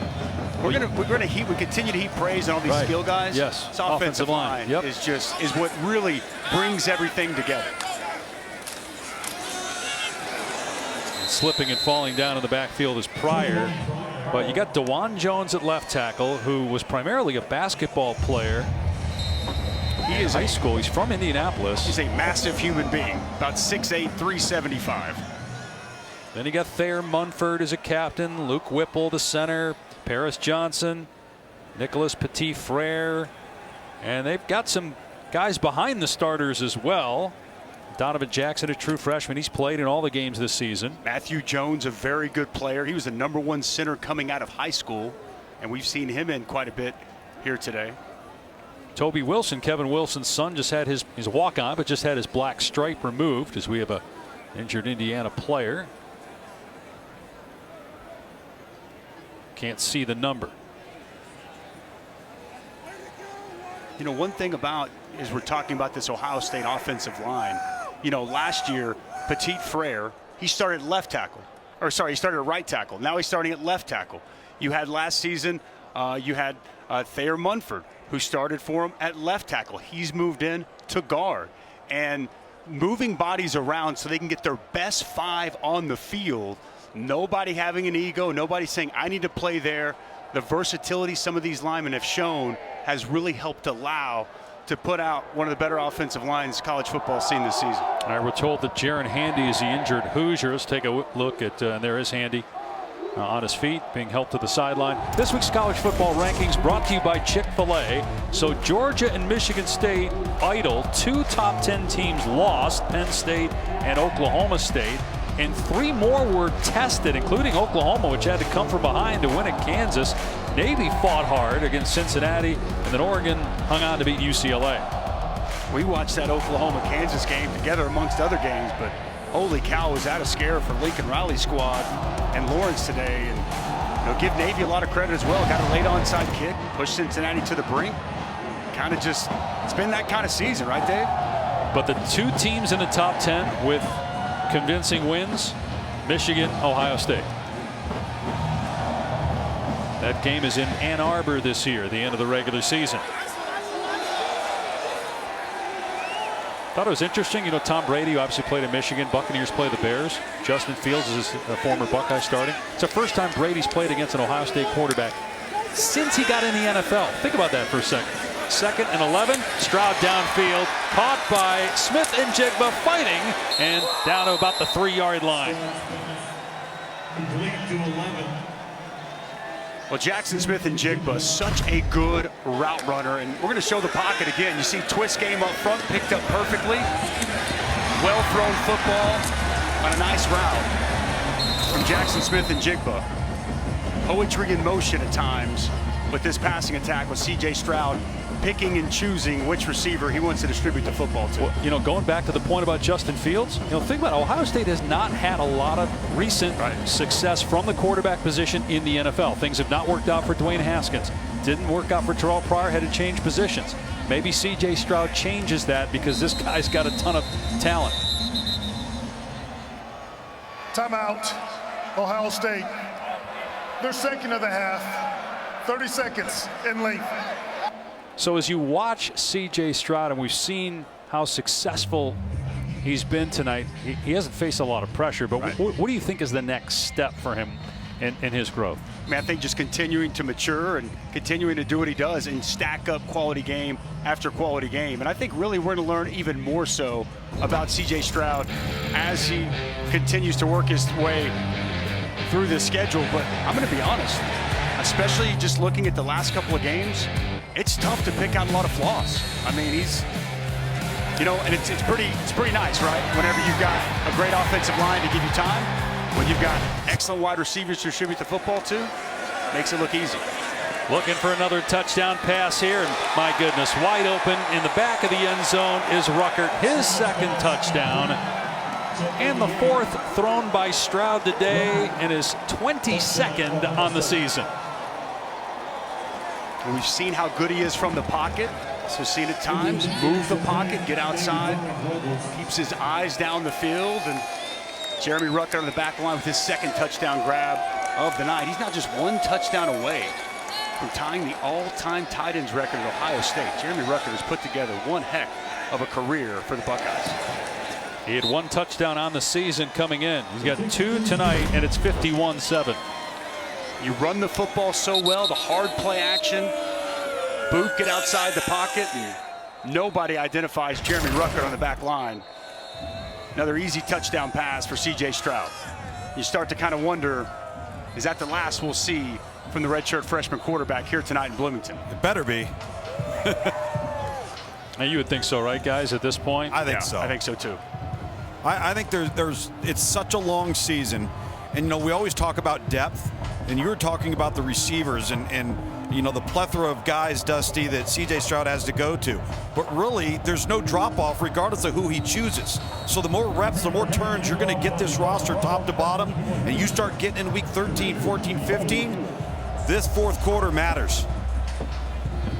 Well, that's what Ryan Day told us the best way they build depth, right? Or, you know, not just build depth, but for these young guys to get playing opportunities, they almost expect to blow teams out. And it's a great opportunity for other younger players to get key snaps and help their development and growth process. It's be another touchback come out to the 25 here for Indiana. You know, guys, you take a look at just some of these offensive numbers of the position ranks of the skilled players. Number 19, all top 100 players. Now you look at Chris Olave. All right, Chris Olave, again, didn't play his junior season. He transferred. He had to sit out. Had to have his senior year to get recruited. A bit of a late bloomer. But all of these players not only have been special players, but sometimes when you're recruiting them five-star guys and you miss on one or you miss on two, it's glaring. Ohio State hasn't missed. They've done a tremendous job every year in recruiting as Stephen Carr takes the handoff and gets maybe one. And you know, Tom, we didn't even show there, you know, Emeka Ibuka, and you guys had him as, I believe, the #2 wide receiver in the country. Yeah, top 40 overall player. Marvin Harrison, you know, son of the great Hall of Famer Marvin Harrison Sr. You guys also had him as one of the top wide receivers in the country. So those are the veteran guys, and there's even more young guys in tow ready to step in. But the way this season has gone in college football, just when you pick, okay, oh man, what a hit by Eichenberg. You'd hear that one up here. You'd hear that one in Columbus. But just when you think you've got a team that you think is, you know, the best right now, they get knocked off. I mean, Georgia has been able to probably for the most part look like the best team all year, but the way Ohio State is playing right now, they're up there. You know, just for a while we thought Alabama, then they get beat by A&M, and got to bring your A game, man. You do have to bring it each and every week. Georgia has been the best team start to finish so far, but I'm going to tell you this, and who knows how it all shakes out. It's a long way to go, but if we get the chance to see this Buckeyes offense against that Bulldog defense, oh man, get your popcorn ready. This is the end. Ohio State's been close. Been to the college football playoff the last 2 years. Saturday Night Football on ABC, presented by Capital One. We'll continue after this message and a word from our ABC stations.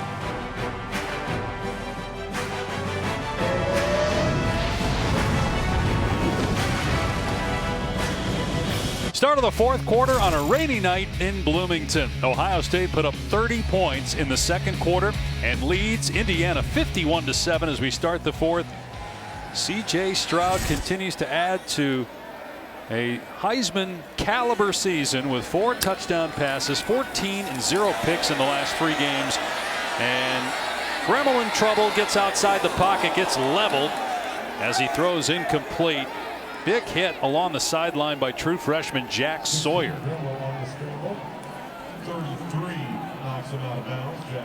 Well, Eichenberg just comes scot-free. Watch him time up this blitz. Nobody IDs him. Childers, the running back, is late, forces the pressure, gets Gremmel to move, and nowhere to go with the football as he takes a shot before he goes out of bounds. Indiana's had to use 3 different quarterbacks because starter Michael Penix, 2-time captain, is out with a shoulder injury. He's had season-ending injuries 3 times already, and the coaching staff does not know when or if Penix will be back. And with Jack Tuttle, we don't know exactly what's going on with him. The game clock to 14:50. 14:50. And with Jack Tuttle getting hurt early on, did come back into the game, but then we haven't seen him in a while. Thank you. In Indiana, with a loss, would go to 0-4 in conference play, 2-5. This is after they were ranked 17th preseason. First preseason ranking since 1969. Good punt here. And a fair catch made at the 25-yard line by Ibuka. All Buckeyes, 51-7, early fourth. Great guest list for the Mannings tonight. You've reached Peyton and Eli. Leave a message. What's up, knuckleheads? It's Chuck. I'd love to do the show again and bring Shaq with me this time. Watch Peyton and Eli. You never know who'll drop by. The great Frank Caliendo. Just throw it out there. He can do it. Pacino, Jack Nicholson, obviously Charles Barkley. Don't forget Peyton and Eli. Monday Night Football on ESPN2. The Saints and Seahawks doing battle. Kyle McCord is in the game at quarterback and dumps it off here to Pryor. And he's loose in the secondary and into Indiana territory. There's a penalty marker down at the 35-yard line. Very well set up screen there. Job by McCord, allowing the defenders to come to him, wait to the last second, dump it down to Pryor. True freshman to true freshman. I think some of this is going to come back.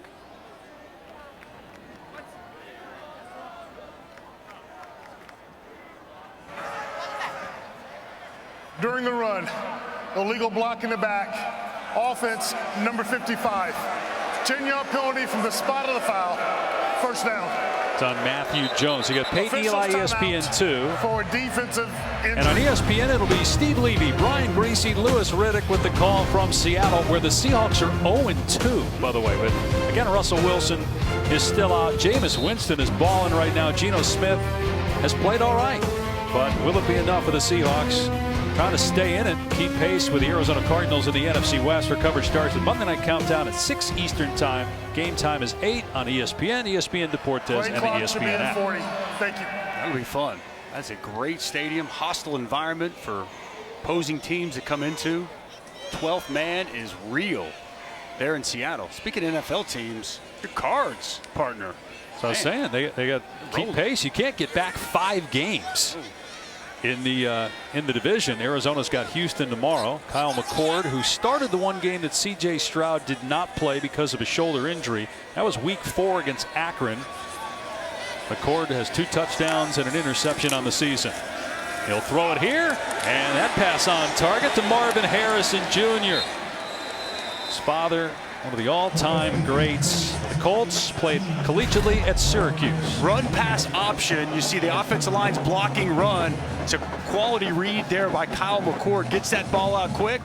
And once again, true freshman to true freshman for the second time on this drive. Dusty, I feel like we're having a varsity 5th quarter.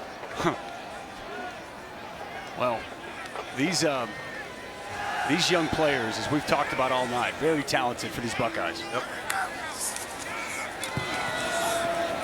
Pryor, again, a huge running lane because of that offensive line. Another chunk play on the ground, gain of 15. Yeah, just a counter. Come back with the counter, bring the tight end out in front, pull the backside guard. Big hole opens up, as you said, and good burst through it from Evan Pryor. Based on what you guys have seen so far, and again, this changes every week, is Ohio State the best team in the Big Ten right now? Based off what I've seen, yes. Yes. You know, we had Iowa last week, and we said on that broadcast, Indiana. It felt like Ohio State was trending that way. Only a full timeout. But after studying the film and seeing them live, they are the best team in the Big Ten.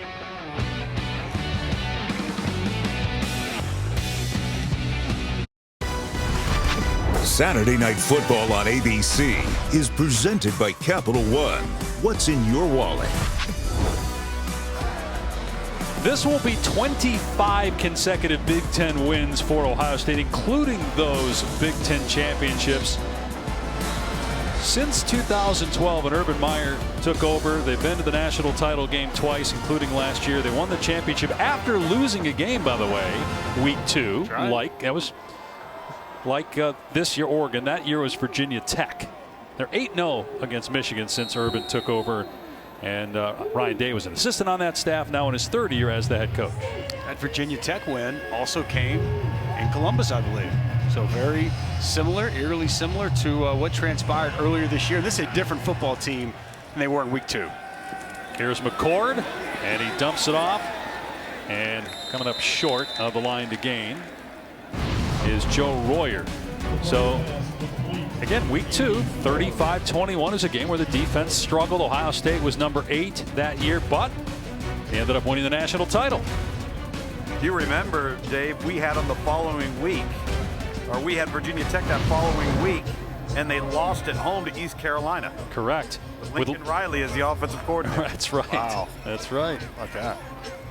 It's about how you respond, right? Yep. Early season adversity, how do you respond? And clearly this team has responded extremely well on both sides of the football. Pryor gets the first down on 2nd and 1 to the 30-yard line. Well, for Ohio State. Officials timeout for defensive injury. Like Lincoln Riley going to Oklahoma, not easy for your first head coaching job as a young guy, short of the age of 40. Both Lincoln Riley and Ryan Day, when they get the head coaching opportunity to take over to a place like Ohio State and at Oklahoma, and to continue to have that success. They have not missed a beat at either place. Both eerily similar, right? Offensive minds, two of the more well-respected offensive minds, both go to the prestigious universities, 2 years as coordinators before the head coaches, legendary head coaches, move on, hand them the keys. Lincoln Riley's had a ton of success, and boy, Ryan Day has just been fantastic. Has not lost in a Big Ten game, and 29-3 overall. It's been quite the start to the tenure in Columbus, Ohio for Ryan Day. Now think of all the coaches who are on that staff. I think I'm right with the timeline of this. Mike Vrabel was on that Ohio State staff. Ryan Day, Luke Fickell. They're all head coaches. Pryor knocked out of bounds. It's not a bad coaching staff, huh? And Greg Schiano then came in, and he's back at Rutgers now as a head coach. But I remember when that staff was being put together, and people in Columbus were talking about, Ryan Day would be a head coach somewhere soon, and it just happened to be at Ohio State with Urban Meyer stepping away a couple years ago.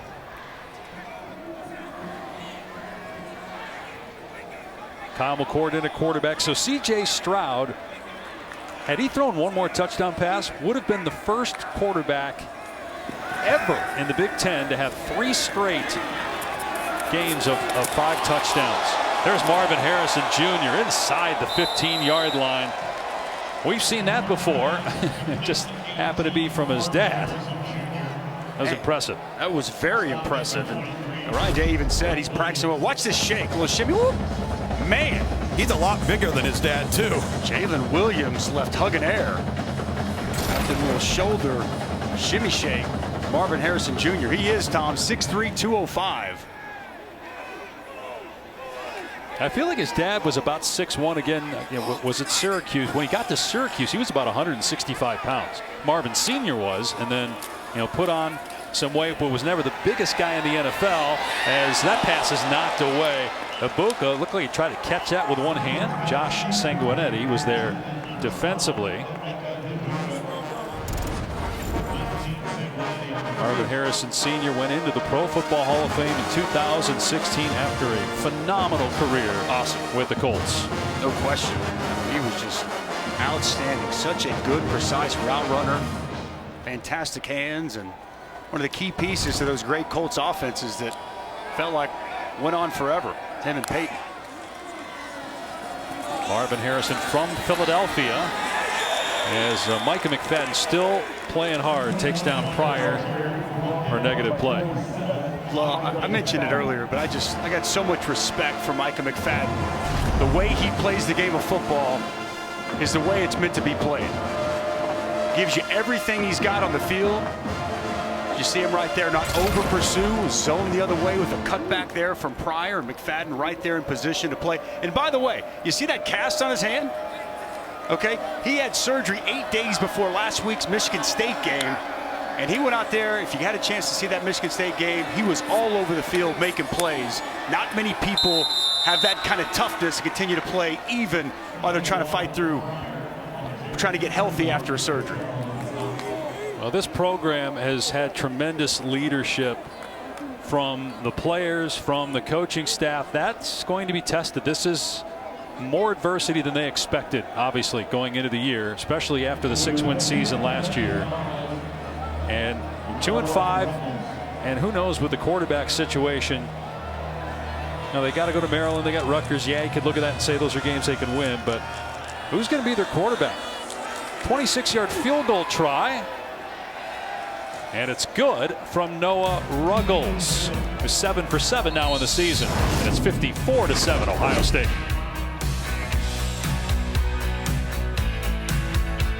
Penn State and Ohio State. This is the game a lot of us have been waiting for. The one team to hang with Ohio State in the Big Ten. It's blocked. Grant Haley will score. Ohio State comes from behind to win by 1. This environment, it's as tough as there is in the country. From the shoe next Saturday night, Ohio State will bring a 6-1 record, 4-0 in the Big Ten.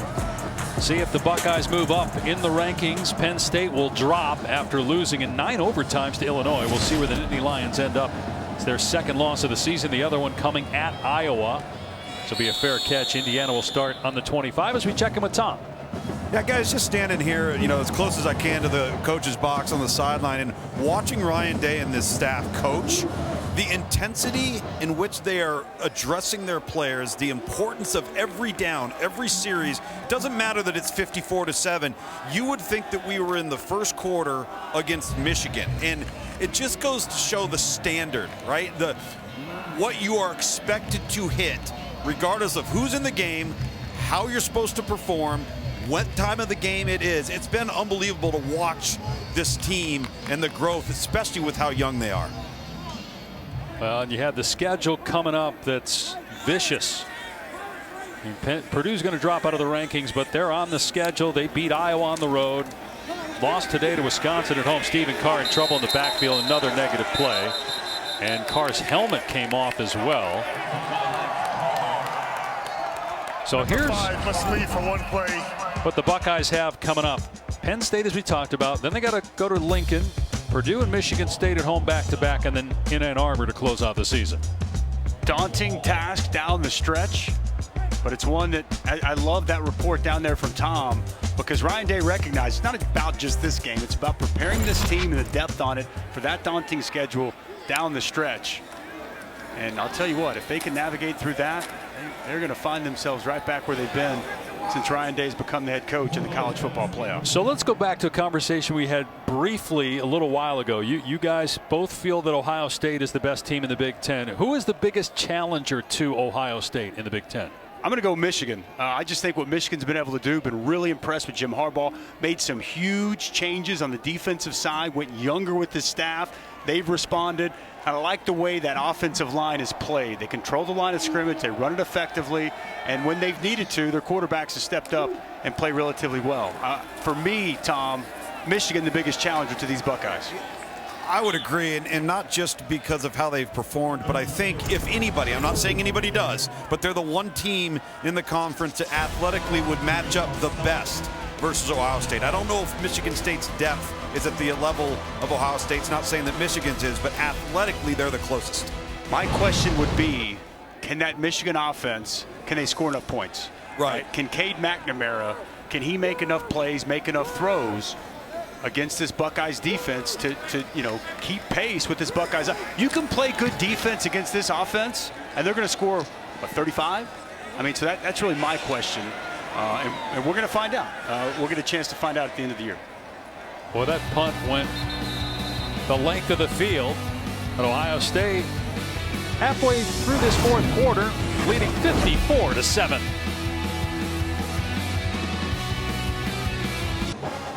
I mean, these are the kind of people you want to hang out with all night. If you're going to come to your team's game and watch them get blown out and be doing this midway through the fourth quarter, bringing that kind of energy, I got respect for that guy. Not afraid to show his fandom. Who cares about the score? I'm going to have a good time. Kind of reminds me of a young Dave Pasch, right? Very young. Pryor wrapped up. Got those moves, though. I've seen them. Got similar moves to that.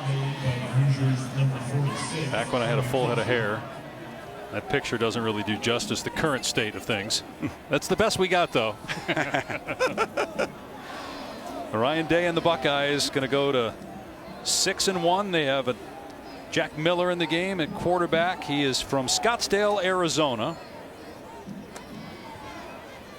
He's thrown 11 passes this season, 5 completions. He had a touchdown run a year ago.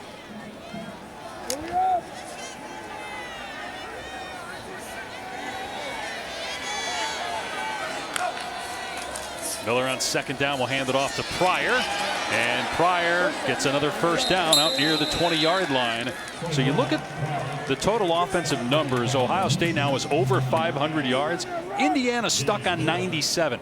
And 75 of those 97 yards came on the first drive of the game for Indiana.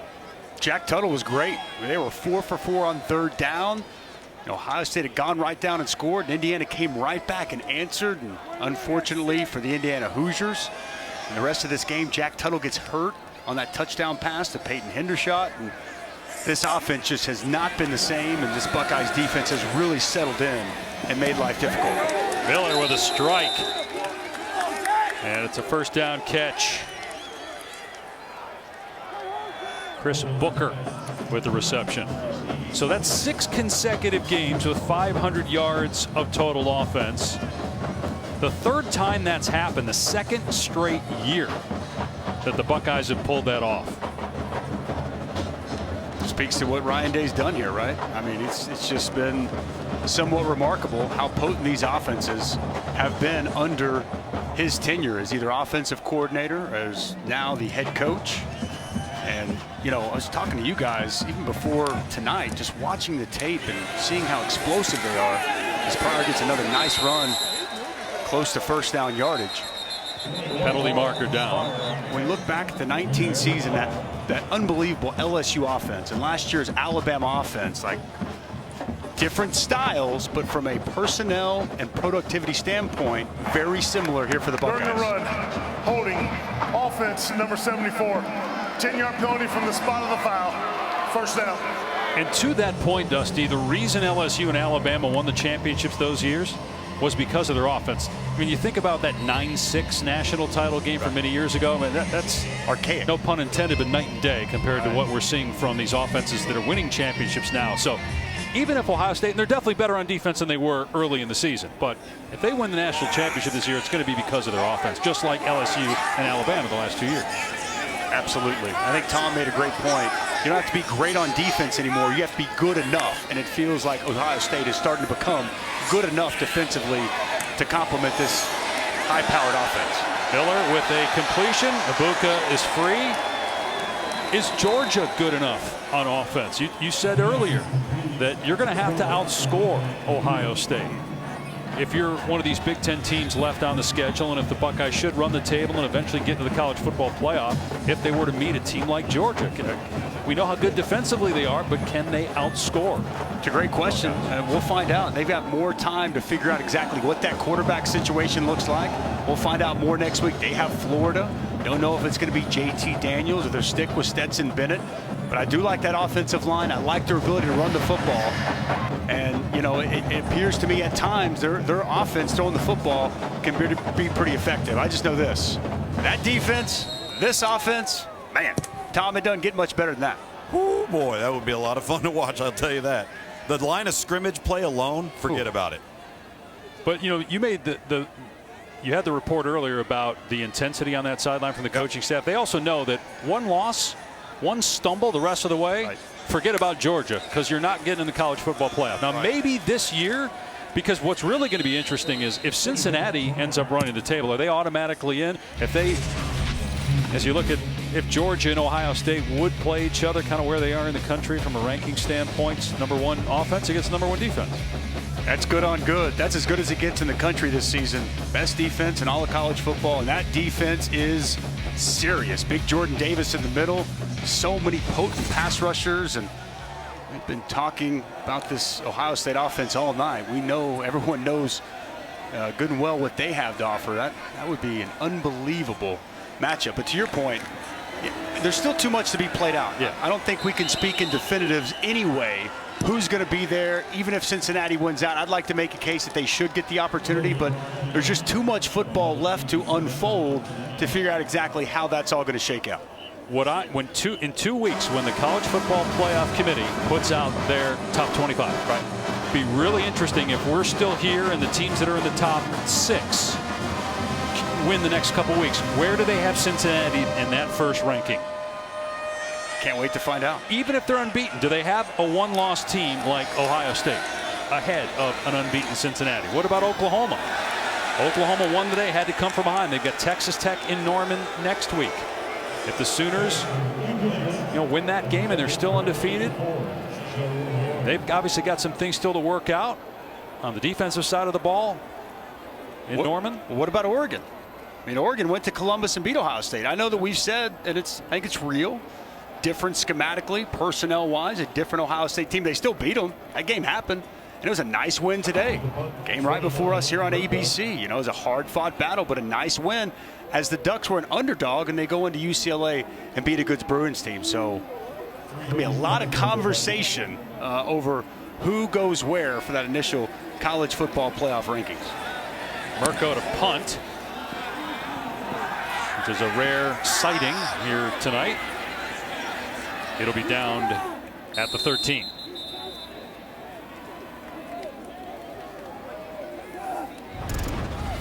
Okay, so here are the active streaks for Ohio State. 22 consecutive Big Ten wins. 25 in a row if you include the Big Ten championship games. 12 consecutive true road wins. That's the longest right now in the country. 10 double-digit wins versus Big Ten road opponents. That's tied for the longest streak in the conference. And they have not lost to Indiana since 1988. Right now, the longest win streak against a single opponent by any team in FBS.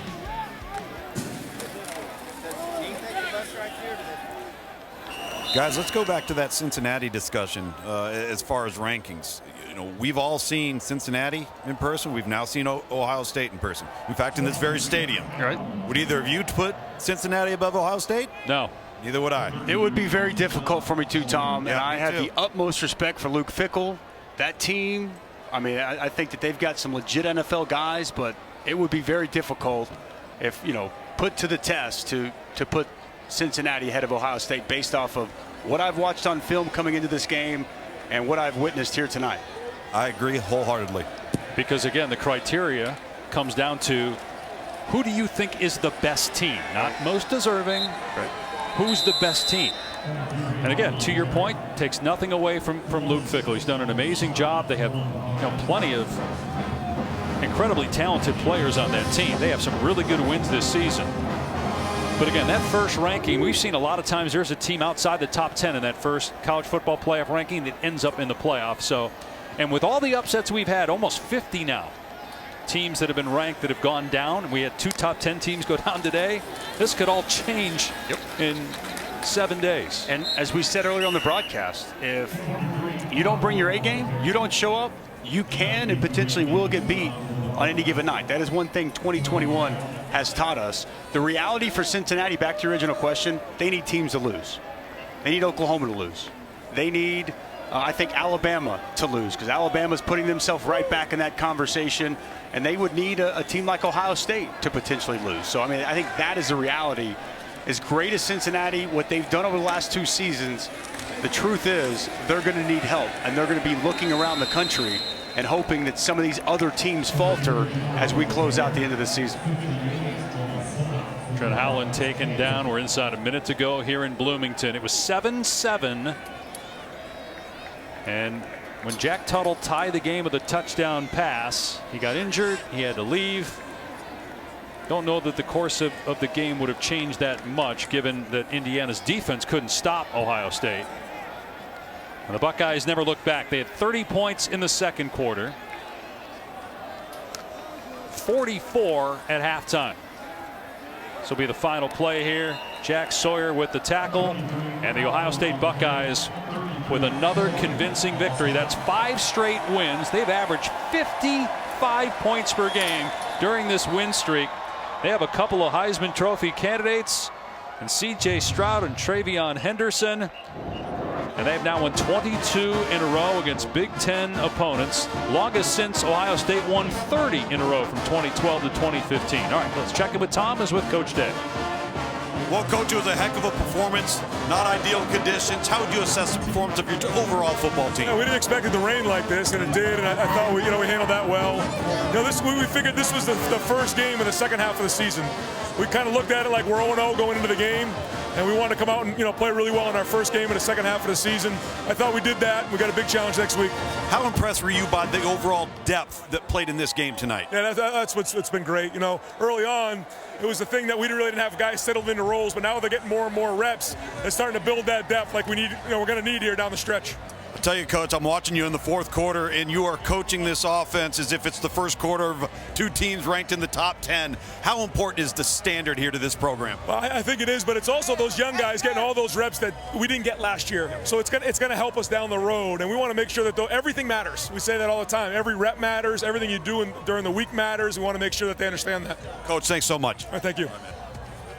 One of the things that Coach Day told us when we spoke to him yesterday, Dusty, he said, we take the bye week to reevaluate not just, scheme, what we're doing, but our personnel. Right, yeah. We did see some changes. There were some younger guys that got time. Now, Master Teague wasn't available, so that's one of the reasons that we did see some different players at running back. But it's a team right now that's playing as well as anybody in the country. No question. And off the bye, they looked fresh. They looked focused. And, man, were they impressive. And I think the big thing to take away is obviously the offense. I think we kind of anticipated and expected the offense to look like they did. But this is a good Indiana defense. An Indiana defense that a week ago against Michigan State completely shut them down and played good enough to win, only giving up 13 points. And it was a hot knife through butter for this Buckeyes offense. But then really on the defensive side, after that initial drive going 75 yards, they really stepped up and played well. Albeit Jack Tuttle had to go out, but still, you could just see the overall speed, the talent, and what they have on that side of the ball. I thought it was really impressive all the way around.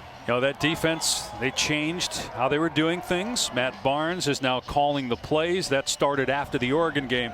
But ultimately, Ohio State's success right now is because of its offense. C.J. Stroud. When you have a great running game, it certainly helps a quarterback. Miyan Williams had a touchdown. TreVeyon Henderson had a couple of touchdown runs, and that offensive line gave C.J. Stroud all day to throw 4 touchdown passes on the day. No question. We heap too much praise, in my opinion, sometimes on the skill. When you got an offensive line like they have at Ohio State, it's going to make a lot of people look good, and that's exactly what we saw tonight. C.J. Stroud was outstanding.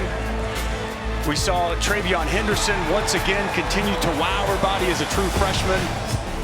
And this Ohio State Buckeyes offense was seemingly unstoppable for a large part of this game. I mean, look at that. That's the first time since 1903 that a Big Ten team has 4 consecutive games with 50 or more points. So Ohio State has Penn State in Columbus next week. They still have to play Purdue. They go to Lincoln, Michigan State in Columbus, and then at Michigan, which is number 6 right now in the country. Let's go ahead and take a look at college football rankings brought to you by Chick-fil-A. So every top 10 team today had a battle except Ohio State and Michigan. 2 top 10 teams, Penn State and Oklahoma State, went down. Neither Georgia nor Michigan State played. Michigan State plays Michigan next week. No question. We're going to start to find out a lot. There's going to be some separation in this Big Ten East over the next several weeks. Next week's going to be off the charts. See how Penn State can respond after that tough loss today at home against Illinois. And you would imagine Ohio State's going to continue to look really, really good, especially on the offensive side. C.J. Stroud putting himself in the thick of things in the Heisman Trophy race. 21 of 28, 265 yards, 4 touchdown passes. For the 3rd straight game, no interceptions, 14 touchdowns and no picks the last 3 games. TreVeyon Henderson, 3 touchdowns, 2 on the ground, and 1 receiving. So that'll do it from Bloomington. The Ohio State Buckeyes improved to 6-1, 4-0 in conference play. Indiana, meanwhile, still looking for its first Big Ten win, 0-4 now on the season in conference play. For Dusty Dvorak, Tom Luganbill, our entire outstanding ABC crew, I'm Dave Pasch saying so long from Bloomington, where the Buckeyes roll 54-7 over Indiana.